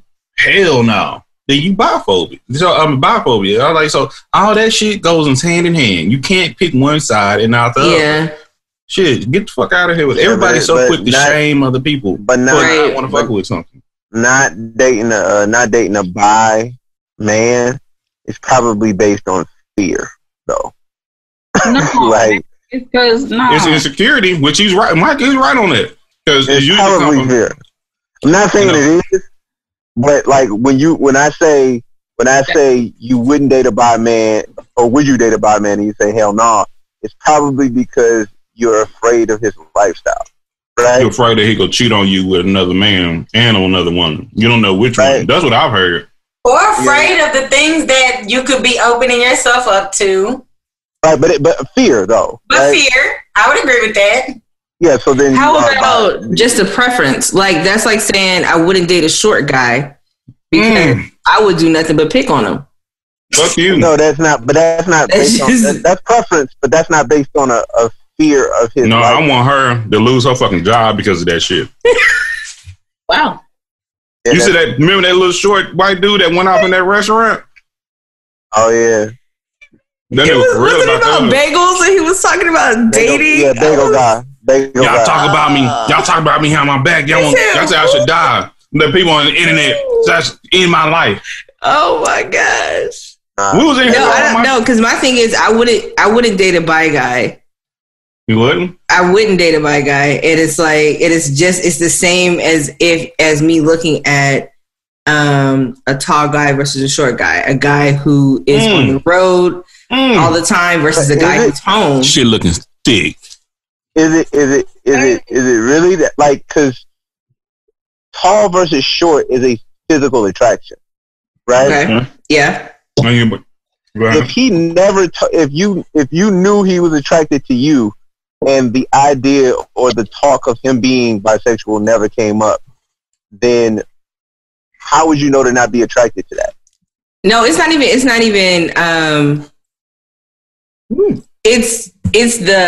like dating somebody who's well read versus dating somebody who never reads any books.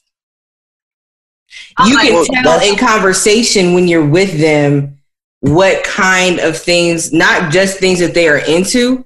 How can you tell that? How would you be able? Go ahead. I'm sorry. I'm saying, how can you know that sexuality is so? It's only what it is. It's not well read. It's not. I go to the gym. It's not physical. It's not really mental, emotional. It's only sexuality. So how do you compare that to anything else? And how do you know except for them telling you? I mean, like a bi guy. Wait, go ahead. I'm sorry. I was just going to ask, just because a question earlier that Drake had asked, when he was asking me about the guy with the kids, Mike, you were on whenever he was asking me about that, right? Like dating a guy with multiple kids and multiple baby mamas, right? So would it be the same difference of sitting down with the guy and then finding out later? You know what I'm saying? To me, that's still something that you find out, but it's still a preference. So I feel what you're saying based on fear, but I feel like it's fear on a more moral level, like you said, for lifestyle. But I see what Leah's saying as well, as far as it's still going to be a preference, even if I find out later. That's my preference. Like, now that I know that that's your preference, it's not my preference to still then date you. But does that make me not want to have kids? Does that make me kidophobic? What? Say it again. Like, with that, I'm relating it to what Drake asked about not finding out about kids till later too. That doesn't mean I have a phobia of dating someone with kids or a fear of what could happen. It means that I have a preference. Whether he brings it up or not, I think it's a moot point. Well, it's a little sensitive of me right here, but this is me. Hey, shout out to Leah. She giving birthday love. I guess what I'm saying is that if it's not something like a sexual, like, you can be gay and then never have sex with a dude. Like, as a dude, you can be gay and never have sex with a dude. You can be a girl if you're gay. Can you explain that? And never have sex with a woman. Can you explain that? Gay. Me? Yeah. I'm like, what makes you gay then? That's what I'm saying. You're only gay when you actually have sex with the same sex. But there's you're gay. So I guess what I'm saying is that it. How can you say preference on somebody's preference? So here's the thing. You know what I'm saying? So yeah, I get what you're saying, and because this actually happened to me when I was in Texas. Dude was talking to me. We went out to go eat. While we were out, it was just something about him. I was like, go ahead. Like, it was just, I asked him, like, straight up, so are you straight? And he said no. And that's legit. I asked him straight up. I was like, are you straight? And he was like, well, I'm bi. And I was like, oh, okay. So this is not going any further. Like, that's legitimately what it was. Okay.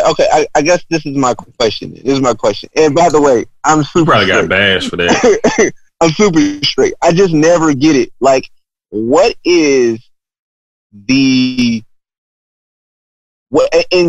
with attraction, you can be as vain and as bigoted and as prejudiced as possible. Because you don't control it. It's like if you like, I just like light skinned women, of which I don't really, that can be a thing. You can be as bigoted, as racial as possible, because it's really not like, it's an attraction. You don't control it. Mm-hmm. But what is the ultimate attraction or like or ill, or not even ill, but what is the thing that makes you say no, not the bi guy? Without just giving me, it's just a preference. So when it comes to it's more so about the pageantry of it, right? Like when you are in a relationship, you have to consider a lot of things. If this person is going to be like a legitimate, not like a smash and dash, not like I catch you when I can, or we're not going out or whatever. But if this person is going to be in your circles, right? Mm-hmm. If this person is going to be in your life, they're going to see a lot of aspects, right? Mm-hmm. There are people, because gaydar is real, in my life that I wouldn't want to subject them to, because I know that regardless how secure I am in this relationship, if there was a situation of and that comes with being in the area for a long period of time, you run into people who you grew up with. And if it comes out later on, even if he doesn't tell me, oh boy was, out here in them streets about that life. It's more so the pageantry of it as opposed to the sexuality of it. Well, I'll do this. It's not fear, Dawn. It's embarrassment. Like, that's the thing. I wouldn't want to be out here. Sexual history. Let's make the guy. And again, I don't feel like if you're bi, that means you're promiscuous. Like I'm not saying that he's promiscuous. It's not that, because he could have been with one dude, he could have been with no dudes, he could have been with no women, or whatever the case may be. But you all know, most of us have that one cousin. Hey, hold on, and that's how we kind of got on this. We interviewed once. Still, Leah, you still haven't given me. That was you I just said the embarrassment of the pageantry of it, because when we are out in certain social spaces, especially mine, because my family happens to be very perceptive of a lot of people's situations, because you know how grown folks get when they be like, I don't even like the way he walking in here. But that's why I wouldn't date. Okay, hold on. Let me bring this shit together, because we talk about we have a homophobia episode come on discussing damn near everything Leah was just saying. Even starting when she was dating a guy. My cousin, man, I haven't been around him. He was on his mama's side a little bit more, but I remember going to his high school graduation. Go to Applebee's. He has a little girlfriend with him, cute girl. But I see my cousin, I'm like, this nigga gay. I'm talking to my wife, girlfriend at the time, like, this nigga gay. My wife gaydar out the fucking roof, And she's like, but the thing about it, but he got his girl and all that. But going forward, I like anything else. I remember, I don't know if it was on Facebook or somebody mentioned it later. Like, yeah, he broke with the girl. I can't believe she was calling me gay, talking about I'm gay, this and that's why I broke up with her. And I'm like, nigga. So, going forward, he out. He like with niggas, got a boyfriend. They go on their little like escapades, the bits and shit. But I said I wanted to come on the show to chop it up and shit. 'Cause I want to get his perspective, because his father is the most homophobic nigga I know. I mean, that nigga used to beat. And I even shared my experience. I used to be flamboyant as a small child. Like, I remember, I never forget, I look back at some of the pictures. I have a picture at our family reunion that I'm like, in shit. I'm like, what the fuck was I doing? And I said this on the show. I used to hold my hand like this as a little boy. My mom used to come and slap the fire out my ass. You ain't gay. What the fuck you talking about? I don't know what gay was. I didn't know none of that shit. I'm talking about, like, she didn't miss a beat. And I'm like, man. Was your dad? No, my dad wasn't there. I had my uncle there, but my uncle was gay. And I talked about that as well. we talk about, like, we act like we have gay people all throughout our fucking family and shit, you know? Mm-hmm. And to think about it, and these motherfuckers, and I'm saying, I won't call them out, but I'm like, we see you, you know? But I'm glad he's out. And his dad was like, his dad, my cousin, because he's my second cousin, or third, whatever, twice removed, or once removed. Like, it's crazy that my most homophobic cousin has a completely gay son. Like, no, he wear blouses and shit at times, you know? But so it kills him. And I think my cousin had to stop coming around the family because I think him and his dad had a big blowout and shit, you know? And I think that's why it's a whole bunch of shit going within that relationship. So I like, man, because I love you no matter what. You know, I don't want you, we all go die one day. I want you to know we love, and I may not respect the sin, but I respect you and I love you and live in your personality. And I said, let's talk about this shit. So he come on, had my homegirl on, had my co-host, and he made a comment stating that he knew he was gay at a young age. Okay. He knew he liked boys. Let's say that. He tried to fight it. He really did.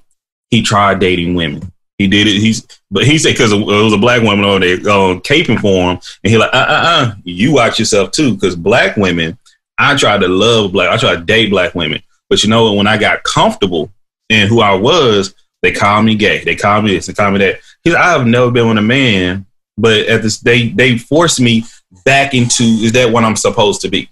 You know what I mean? I never even thought of and looked at it that way. And I was like, man, so he's like, I might as well live my truth, live my life. This is how I feel. So I just look at that from that whole perspective. It's like, if you, like, once again, I don't remember as a little boy, but I also have another cousin. This motherfucker been goo-goo and gaga and a little different since he was born. You feel me? And I'm like, he's going to be gay. I don't want to put that on him, but it's like his daddy's in this household. His daddy be trying to knock him, you know, but it's just. Man, do we really, like, I don't get offended. Like, I mean, I get it. I don't know. I almost get offended for gay people when people be like gaydar. Like, I don't know. Like, I be feeling funny when people just like, oh, I can tell if you gay or not. It's just like the. Like, and we talked about it. It's no true gay. It's like, my thing is having feminine traits and being flamboyant does not make you gay. I know some niggas you believe hard as motherfucker gay as shit. I have a question though. I think this is mostly how gaydar works. For me, at least. Drake has a lot of experience with you talking trauma about in homes. Okay. No, you sir. Okay. Trauma in homes, right? And I'm Dexter, by the way. I'm Dexter tonight. That's my name tonight. I'm Dexter. He has a lot of experience with that. And any woman who has been in a traumatic situation or abusive relationship can always see the signs. He's right. That another woman is experiencing that, right? Mm-hmm. So when there are especially men who put out more feminine energy than masculine energy, that is where I'm like, I'm not going to say that, oh yeah, oh, he might be, no, that's more than likely what it is, but it's not me saying, oh, he's gay. But you can just sense it. It's almost like, I have a friend who, when I first met her husband, I was like, oh, this nigga gay. This nigga. Yeah, I think with trivializing the idea of homosexuality. It's not an idea though. Like it's something that happens. It's concrete. No. You're trivializing what the not the idea of homosexuality. Well, the idea of homosexuality, like what you think, because you're not gay, so it's an idea to you. It's not it's a real thing, but it's only, you can only conceptualize it. You can't feel it. You don't know what it is to be gay because you're homosexual. To trivialize, like, what makes you characteristics, is like, I don't know. It's just like saying, it's just like if I'm on the phone. Commercial break pause with Concrete and Blossom Podcast. What up, everyone? It's DawnTheDoll, creator and host of Concrete and Blossom Podcast. And if you haven't heard about Anchor, it's the easiest way to make a podcast. It's everything you need in one place. It's free.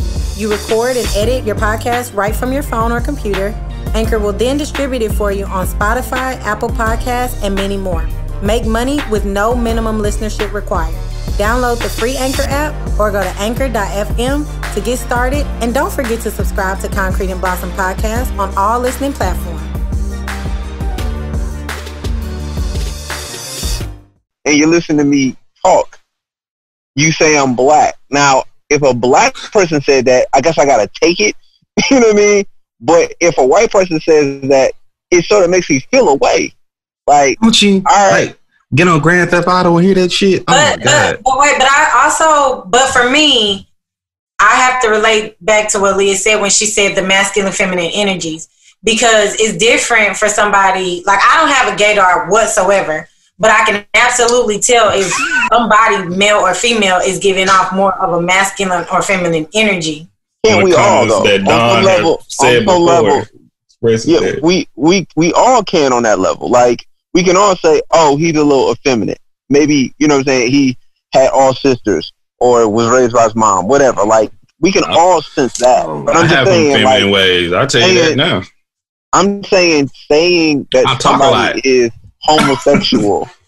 Saying that somebody is homosexual based on that is wild. So, well, the thing is, if they experience the same, because I grew up in an area where there are a lot, like San Francisco is right there.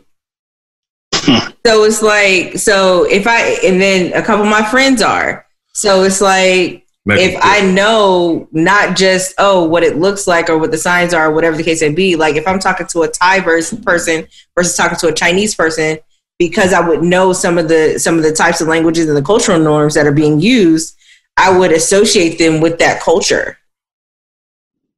So, but what do we say? I guess my question is, and I'm going back to the original question.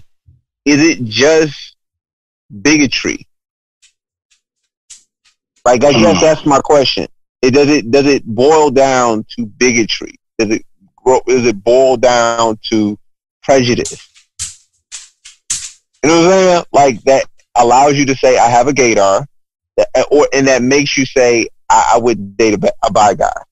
Is it boiling down to bigotry? Is it boiling down to prejudice? Is there an idea of it that is like, that would make you embarrassed? Like, is it the same thing as a white girl having a black boyfriend and hiding him from her family? Is it the same thing as, not dating a black guy because you're a white girl? Is it the same thing? Does it boil down to prejudice? Does it boil down to bigotry? It boils down to shame at the end of the damn day. Shame, but shame based on what? What are you ashamed of? Is it shame based on bigotry? Is it shame based on prejudice? Because that's what it sounds like. But shame's going to come from how other people are going to look at you and treat you. You missing it then. You missing what I'm saying. You missing what I'm asking. I'm asking, where does the shame come from? Not just from people who think, like, what specifically are you thinking people are going to think? That's what I was saying. Like, usually when you're ashamed, like, I talked about it before, with fat, I like girls that are curvier and heavier, a little fluffier and shit, fat. I was being shamed for shit that I like. Fuck all that bullshit, like, don't call them thick, I like thick girls. No, I like girls I have to work out with. But go ahead. But that's a physical attribute. That's a physical attribute that can be, you can't control that at all. Like, if you like bigger women, you just like bigger women. That's just what you like. That's a physical attribute. You can't control that. You can't control what you're attracted to. That's whatever. That's not even what I'm asking. Okay. It's the sexuality thing. Like, are you, what it, Dawn? Hold on, because you just said I can't control what I'm attracted to. So no, physically. You can't control what you're attracted to physically. Is it fear? It's the fear of not knowing exactly. They think it is destructive to your image. But destructive to your image based on what? of society. Like based on what? Like I don't want to like. Let's see here. It's based off society's judgment towards me. That's what it's based off of. And that's a lot of people would be doing a lot more things that they're comfortable with if society, I mean, when I say society or the culture, wherever part they come from wouldn't make them feel like shit for doing so. Hell, I would have been a male cheerleader because I was muscular and my thing would be tossing girls up. I was good at it and shit like that. Right when it came down to it, I was between that and football. They're like, man, you gay as hell. You be a male cheerleader. Like we talking about black men doing acrobatics all the time and being you see these niggas doing 40 backflips and jumping up in the air with no fucking spring and shit. But just because that shit gay, niggas don't do shit. Let me hold on. I wouldn't date a woman who had a bunch is relative, right? Bunch of sexual partners. I wouldn't. I'm not saying I wouldn't, but I'm just saying. I'm saying, for example, I wouldn't. Okay. I wouldn't date a woman with a bunch of sexual partners because I would be afraid of what people thought of me. I would think that people would think I was stupid for being with a girl that is perceived a hoe. That's called shame. Go ahead. So, but I'm saying it's shame based on people thinking I'm stupid because I'm with this girl who's been with multiple people, like way more people than me. And then also I feel like people will feel like I'm a sucker or I'm a simp or whatever. Like, okay, so I'm saying what feeling is attached to the embarrassment? Like I may be judging, like, and also to going deeper, I may think hoes are, that she's a hoe and she's less than me. You know what I mean? I may be judging her. Her past means this. Her past means that. What are you basing the idea of not dating a bi guy on, and what are you basing your gaydar on? Is it prejudice? Is it some kind of bigotry, or is it just? It sounds like bigotry. It sounds like bigotry. I thought she gave you the answer for both. No. She just said embarrassment. But it's embarrassment based on what? You're not just embarrassed of nothing. You're embarrassed of something. Stop. But she was based off with her family. She just said she come from a family that observes. Maybe I'm gonna let Leah speak. So to answer, a couple things. Even because okay. Because when I think of bigotry, I think of ignorance. The prejudice that I have keeps me safe. Just like how your body senses when you're going to be put in danger, things like that. I have a prejudice against dating men who beat women. I have a prejudice against dating men who are misogynistic, right? I have a prejudice against dating other women. Those are my preferences, and you can call them prejudices. But hold on. Let me. Can I separate the? Okay, so misogynistic men could potentially be imminently dangerous to you because of how they value women. Abusive men are imminently dangerous to you because they physically attack people. So they're imminently dangerous. She also used short men earlier too. No. I'm saying like those are not prejudice they're based on safety. But when you get to bi, it's not a matter of safety unless your perception of them is something beyond just they like men. No, it's not. It's the same. To me, it's the same thing. I choose who I would like to be with based on my personal life experiences. Would you date a You can. I'm not saying that you can't. You can. No. I know. A bigot. You can be like I say. If I only like white women, of which I don't, I only date black. But I only date black women. Okay. How about that? You only date black women. Why? Only because I'm racist. Oh shit. That caught me off guard. What power are you lording over white people that you're like, you know what? Not you. You get none of this dick. Ow, what kind of power is that? The fuck I'm talking about? Mike, we gotta go on a road trip. I just want to go on a road trip with you. That nigga said, because I'm racist. What happened? There's nothing better than a gay or a racist joke. I'm sorry. Those are topic jokes. That wasn't even a joke though. That nigga was dead serious. Yeah, he was like, that nigga was dead serious. That shit. That was he laughing, but he meant that shit. But what else is there though? What else is there? Like I'm not attracted to white. I'm not because I say I don't want. I can say very, but I prefer black women. I'm not unattracted to white women. I'm just very you know what black women. and with the previous ain't nothing to do with shame. I can say for fear. I can say I could be phobic of that. You know, I've heard all my life white women would lock your ass up. You get locked up fucking with a white woman. I heard that from my grandfather on through. Right when I was gonna talk to a white woman, this bitch talking about how crazy her daddy was and shit. Another one was like, nah. If majority of niggas I know from Thailand by the name of Brandon got locked up fucking with white girls. Dawn, what question did you ask again? After I said I was racist. I know you fucked up the whole show. I did. No, I love that comment first and foremost. That was my favorite comment of the whole fucking show. Well, you're welcome. I don't know though. I don't know what. Oh, okay, cool. Because I thought you asked that. If you were being silly, then we can just forget it. But if it was a serious question, then I wanted you to answer that. Yeah, but my preference, I'm not.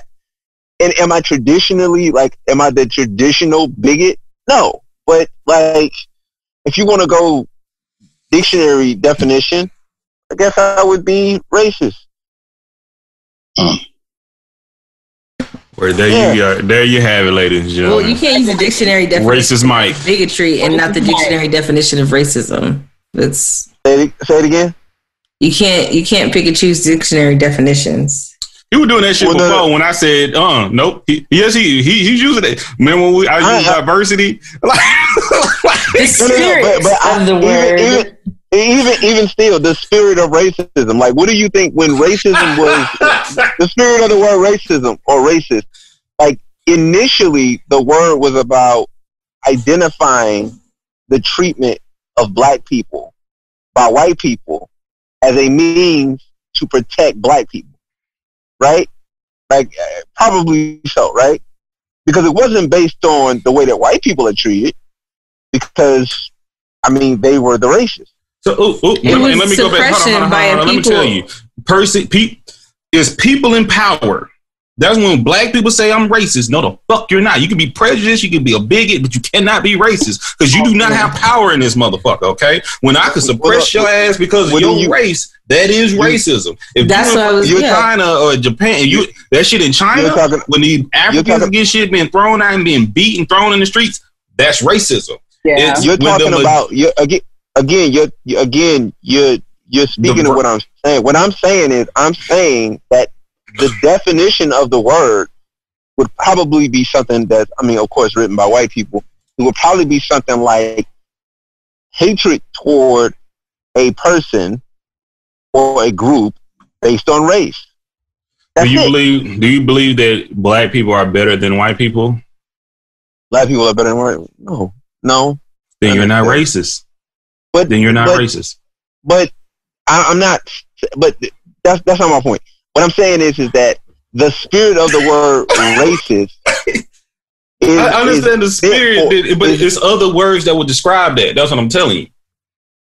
The spirit of the word racist is meant for the treatment of black people by white people. That's what it's meant for. You know what I'm saying? Just like rapists. Rape the word was invented as a means to identify men taking something from kids and women. That was what the word would. Now, there are situations where a woman may be able to take something sexually from a man, but the word was initially invented to protect women. The spirit of the word. Like when I say spirit, I mean beginning of the word, the breath of the word, what it was initially intended for. Did men rape other men? I'm like, what about in slavery and shit? I'm confused. Did what men about rape other men? What? Did men rape other men? That's what the white men were doing. They were raping black men. But that's what I'm saying. It's still a man taking something from somebody. It's not intended for it. It's not intended for it. Say it again. Still. Because you said kids and... It was intended to protect and men, but from men, though. It was intended to... I can't even handle it. Man, I want to, like, man, I haven't smoked in a long time or ingested any type of THC. But nigga, like, I am like, I need to go. Like, I'm back. Look, because I was like, because once again, when I took, I think you say you take some trainings about this shit as well. Like my in my title, in my role, in my job, in my career is educating this shit. That's why I have a podcast about the shit, so we know what we talking about. Like we can't say when we use the spirit of the words and shit. Like that's like the feeling. Fuck that feeling shit, nigga. Exactly what that shit say verbatim. Now we can go, and that's what because I think that's why we get shit so misconstrued when in this world we have right now. Because people basing off feelings and spirits other than what actually the fucking means. Because and it goes all the way back to the female situation. Nigga, female mean this. Fuck all that shit go around with the shit. Same thing, people get offended. Like I can say the word bitch. The word bitch is a female dog. And somebody with a spirit of the word bitch, no. The bitch is mean a female dog. I understand it could be same thing with gay. Gay means happy. Okay? Gay means loving. Gay means flamboyant. All that shit that's in the dictionary, but gay is now tied with homosexuality, okay? But at the end of the day, that word meant this, all right? So now we're going back to rape and racist. You know, we talking about with the racist situation. But what people try to do when you're not when you're just going dictionary definition of certain words like racism or racist, what they do is that they can make you a racist based on your treatment of another race. Black people's treatment of you said you were racist. No, I was joking. Okay, I was clearly joking. So why don't you date white women? Why don't I date white women? Right back there. Because I'm from Detroit, and there's 80% black people here. Not a lot of white people here. Just not a lot of white people in my area. I was joking. Is it just because you haven't been introduced to their culture? You don't see their culture a lot, or? I'm from Detroit. I don't know what that means. I have never been to Michigan. It's 80% black people. 80% black people. 80% black people. Probably like I want to say 10%. He ain't seen no snow. He ain't seen no real snowflakes out here. There's not many white people out here. You just said that that's what you're attracted to versus saying that that's what your environment is. Like shit, I lived in LA and I saw a whole bunch of people, but who I've always been attracted to was black men. Like I couldn't even tell you the first thing about how to even say hi to a white woman. I just never. She's a woman. Can you just say that you're attracted to black women? Period. Like you relate more. You're attracted to black women, and that's that. But you say, and I'm racist. Are you attracted to Latin women? Are you attracted to Latin women as well? Yeah. I'm super racist, man. We don't let you have that, Kanye. Next. Oh, Lord. Kanye. How we Kanye me? Kanye got a whole Kanye got a whole right, but that nigga always saying some crazy ass shit. So I'm right. I'm crazy. Hey, this is what I need. Crazy. This is what I need to bring in my co-host of this shit. This shit right here. Nigga, just like black women to stop playing. Say you love me. Say it. I love you. But you're not black, right? Are you? Or she gonna put that picture on her OnlyFans page. Yeah. What picture?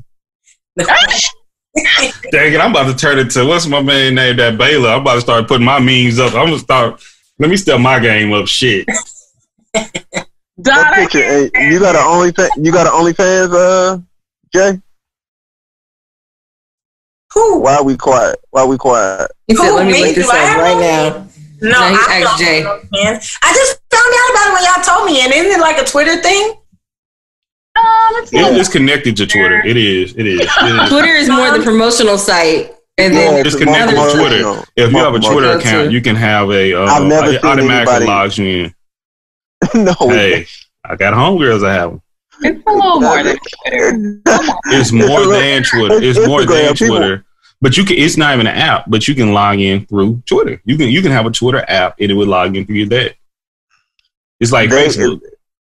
No, people. No, it's like, you know how Facebook and Instagram, Twitter owns fucking OnlyFans. I put in that other shit. Twitter doesn't own OnlyFans. OnlyFans own OnlyFans, or maybe something else, but not Twitter. People put their OnlyFans in their description on Twitter, and usually what happens is that because Twitter allows you to post nudity. That's why people promote it there, because they allow you to promote, or post nudity, whereas Instagram doesn't allow you to post nudity. They'll shut down your whole page.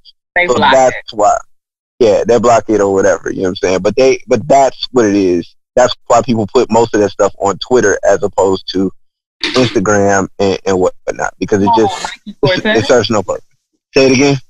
Oh, I was talking about Baylor and the blue Nike Cortez. I fuck with those real heavy. Yeah, 85. Maybe.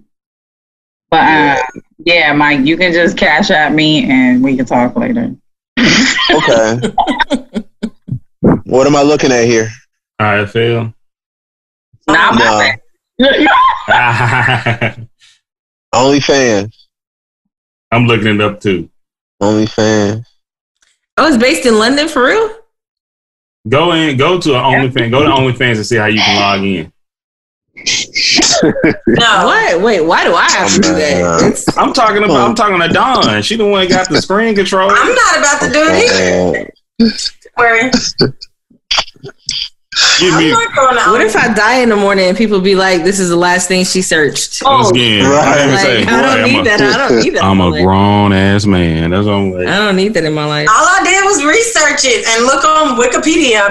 I'll be fine with that. So let's read. So I don't die tonight. Thanks, Leah. I have to think about those things because I'm by myself. Oh, shit. OnlyFans page. So am I. No, I mean, they ain't gonna find nothing else in your bedroom to go give evidence of anything that people may try to shame you of. No, there's nothing in there. I may need to start thinking about Hold on. Stop right there. In April 2020, BBC published a documentary and found a single day a third of Twitter profile. Damn, a third? Ooh, damn. Underage individuals. Okay. And many of those OnlyFans share. No, not at all. That's probably shut down. That's our OnlyFans partnership with Demon Time. Oh shit, this shit going on right now. 200,000 new users. Oh yeah, it's time to do pornography is allowed. All bushfires in Australia. I tell you, I'm about to start mine. Hey, it's lit. Let me see if my shit's still open. Yeah, it's a lick. Women they cashing. My homegirl said her homegirl made $20,000 her first, not $20,000. $20,000 1 month. One month. People they be doing it. I'm 20 grand in a month. French maid or something? Is that what's popping?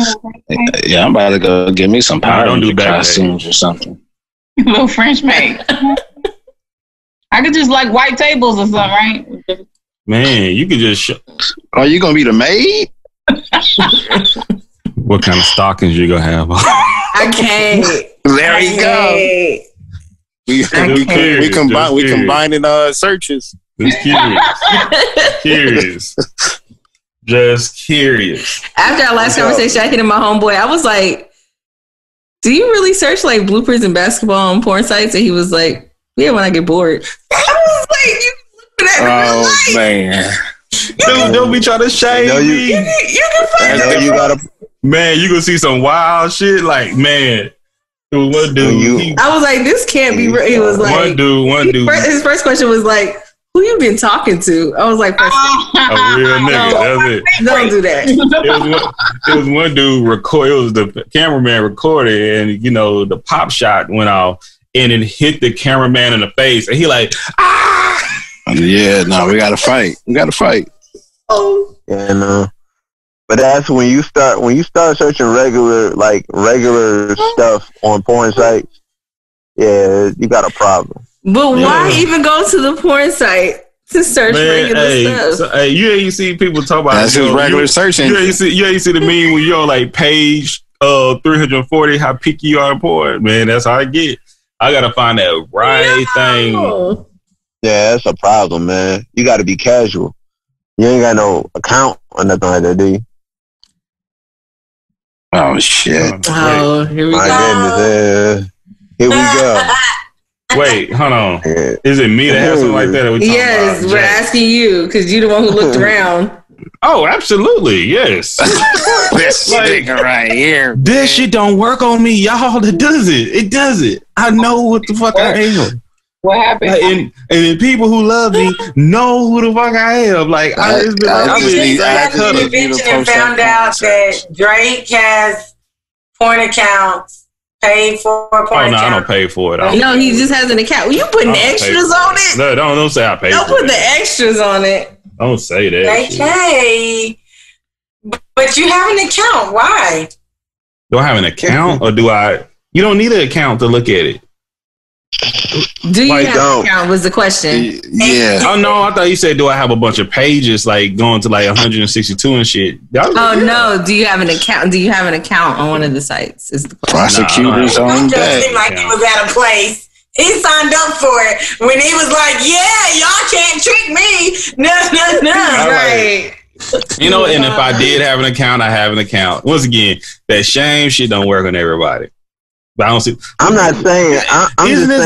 Isn't this how I join these chats and shit? And I walked in, somebody was subscribed to some OnlyFans and shit, and I went to the chick page and she was ugly as fuck. I'm like, you paid for this? I'm like, isn't that how we started? That's disrespectful, man. But that's how you started. No, you was in there, Jay. You was in there, Jay. Jay know what I'm talking about. Jay know what I'm talking about. And how is it disrespectful if I find someone not attractive and someone paying for something I find not attractive? That's rude. The same way when they did just got the same way on yours. Because it's not real. That's fake. Just got a beautiful woman. And to somebody, that's a beautiful woman. What does she have? You could be true. Why is it disrespect when dudes say it? Stockings on though. Not with her. Not this one. Nah, this one ain't gonna pull it. He was like, Nah, I did. Like it was some fishnets. Nah. Nah, he don't want no fishnets. He wants. This nigga's picky. Why can't I have preference? No, I'm just fucking with you. I ain't too. Why can't I be a perv with preference? How about that? That's what he got. So you're right, Ray. You like those rip stockings? No, what he said was he liked to be the one that rips them. Birthday present was lit to the motherfucker, but all I said, you putting them on? That's crazy. Know what it is. Did she put them on slow? I got home. That's what you mean. Like it was already on. It's all blessings, man. You like the candles? It was already lit. Okay. He walked into it, y'all. It was like, y'all treated this. I can't have no complaints, man. None. Zero. Zilch. None of that shit. Nil. I'm about to go buy me some stockings this weekend. Man, go to Amazon. I can send you a few links, man. I need that right then and there though. I ain't trying to wait though. 2 days. I feel you. But they got some extravagant ones, like with designs in them and shit, man. Got zigzags, get print. They feel nice too. So do you look up designer stockings? Do your porn search? I'm asking for the chat. I never look for designer, but I have looked like that night. Y'all talking shit. Time I look at what I actually looked that shit up. I'm like, it was a bunch of mid, but I looked it up again. And I was like, okay, this some fire shit right here. Okay, like you got to scroll a few more. You got to type in the right algorithms and shit, and you'll find something nice. And I know Dawn is judging. It's okay. I take care of whatever. We all judging you. We just loved you more. It's okay. It's okay. We're all judging you. All collectively judging you. It is okay. I am loved. I'm happy. At least we all have smiles while we're doing it. Yeah. I have no reason to judge. You like what you like. Thank you, Leah. You enjoy it. Thank you, Leah. Happy. Enjoy it. It's a community out here for me as well. It's okay. I don't think you need a community though. That's where we draw the line. You don't think it's a community? You don't need a community. What you need a community for? It's a culture. Everybody need a culture. You don't. It's a code. It's a code. Thank. What'd you say, Dawn? It's a game. No. That's a game. I don't need to be included in anybody's community when it comes to what goes on in my bedroom. I don't need support. It's look. What if it's the polygamous community? What would I be doing there? What does the polygamous community offer me? Free drink. Offer you security? Shit. Start up. No. Yes, it offers you security. No. I don't know because the physical, financial security is not worth the trade-off. It ensures that you have a man. It ensures that you have a man. No. That I would have to share on a schedule. No. How do you know? Sir. That's not. But at least you know he'll be there. That's not the heck no. I'm not doing that. Hold on. That's not the basis of it. It's not sister wives. Sister wives is that. That's crazy. That's religion. I'm talking about like regular. Hey, I have a girlfriend, and I got another girlfriend, or I have two wives. That's sister wives. I'm not talking about religion. I'm talking about just sister wives is a religion. Yeah, it is because it's in the Mormon community. But listen, here's the thing: you have two religions. Religion makes everything crazy.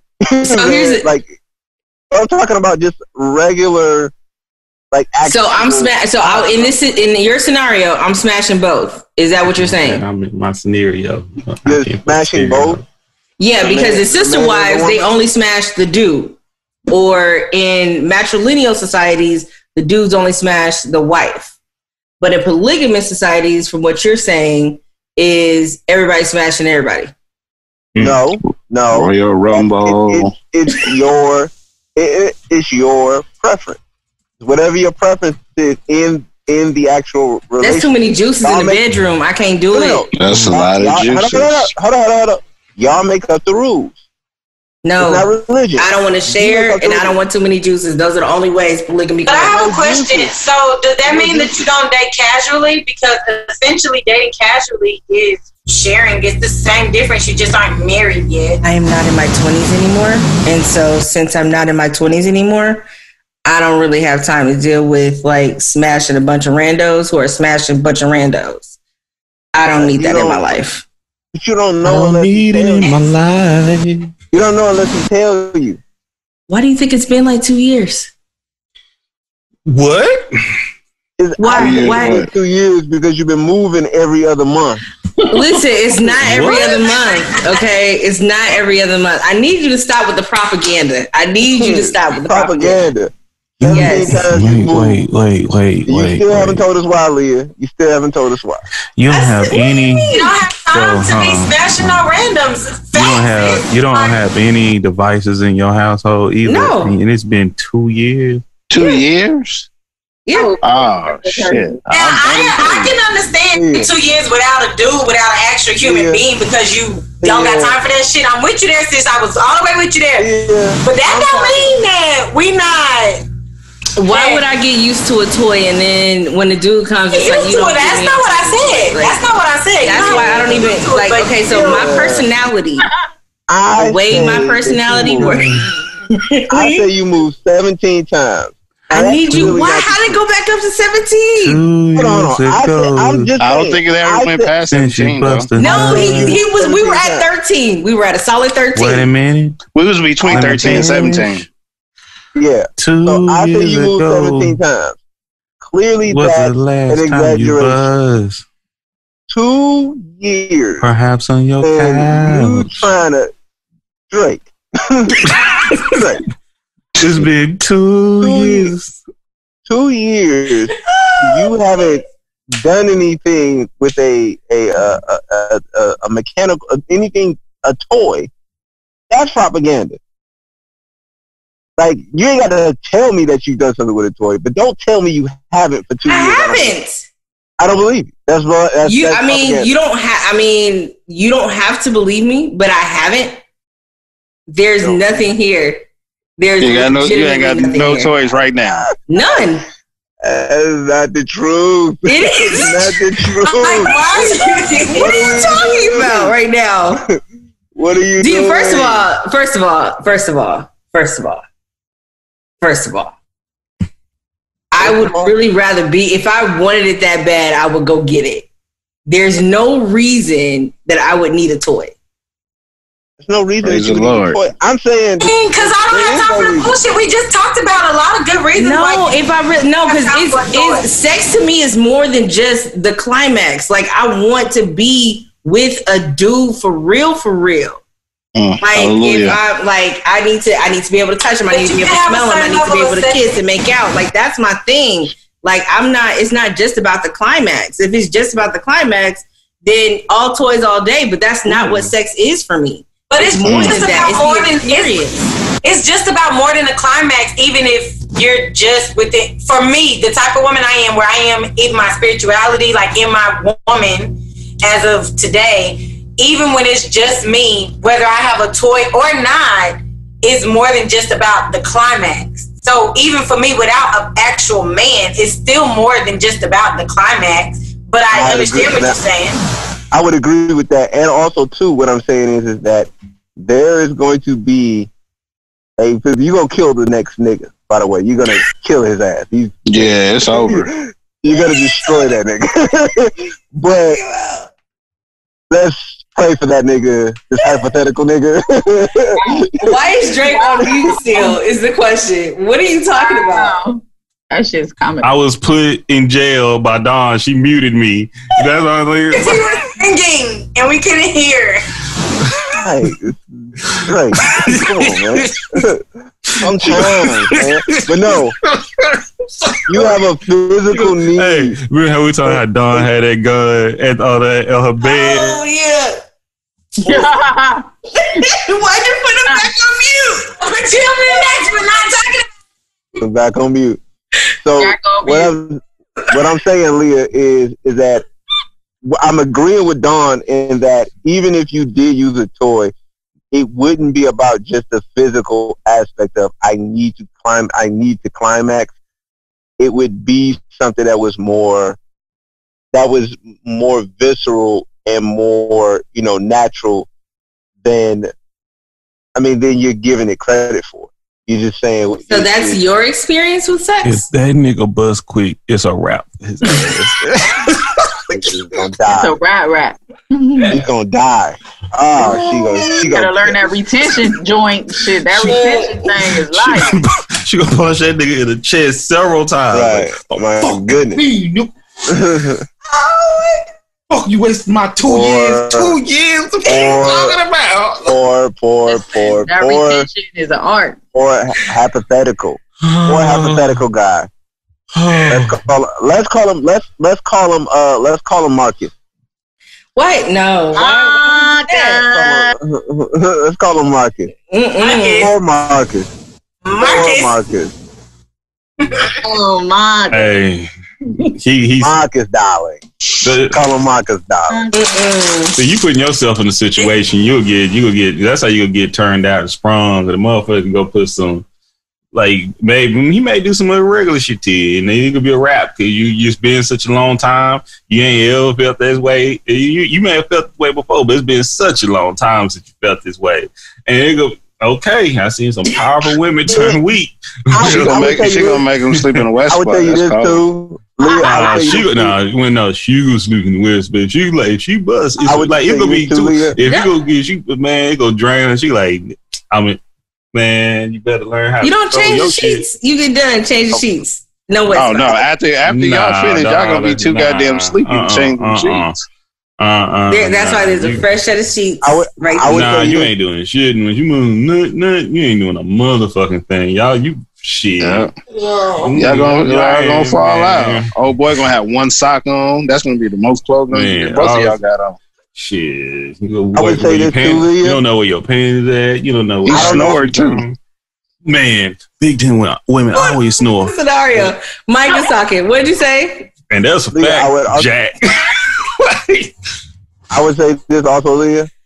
If I don't know how it works for women in decision making when the libido or your your sexual drive is at its peak or it's peaking. But I will tell you with guys, making better decisions is directly connected to not wanting sex. Making better decisions with women is based on not wanting sex. I was going to say, it's the same thing. But this is what I'm saying. I don't know how it works for y'all. So that's also why I'm a terrible person. Oh my God, I'm terrible. Yeah. Like I can't think straight and shit. Not good. So then, because you sound pretty violent now, Jill. But Leah, what I was saying is that you should probably get a toy as a means to be able to make. Just the most sense Mike done made. In this shit tonight, right there. I'm always making sense. Yeah, I don't know how I be going over anybody's head, but Leah, you should probably get a toy so you don't meet Marcus, and then that's what you said. You saying the same thing I'm saying? Are you saying the same thing I'm saying, bro? Just so you don't meet Marcus. So listen, listeners, as you have just witnessed, not really related episodes are definitely not related to any specific topic. And none of us in this not really related Podern family are really related. But the love and organic dynamics on a daily are fireworks. Check out part 2 of this episode or another not really related to anything episode in season 3, which premieres in November. Check out our description below to get all the information and details on each of these amazing podcasts and their hosts. Not now, but right now, go subscribe, follow, like, and share us on all social media and listening platforms at Concrete and Blossom Podcast. DawnTheDoll delivers.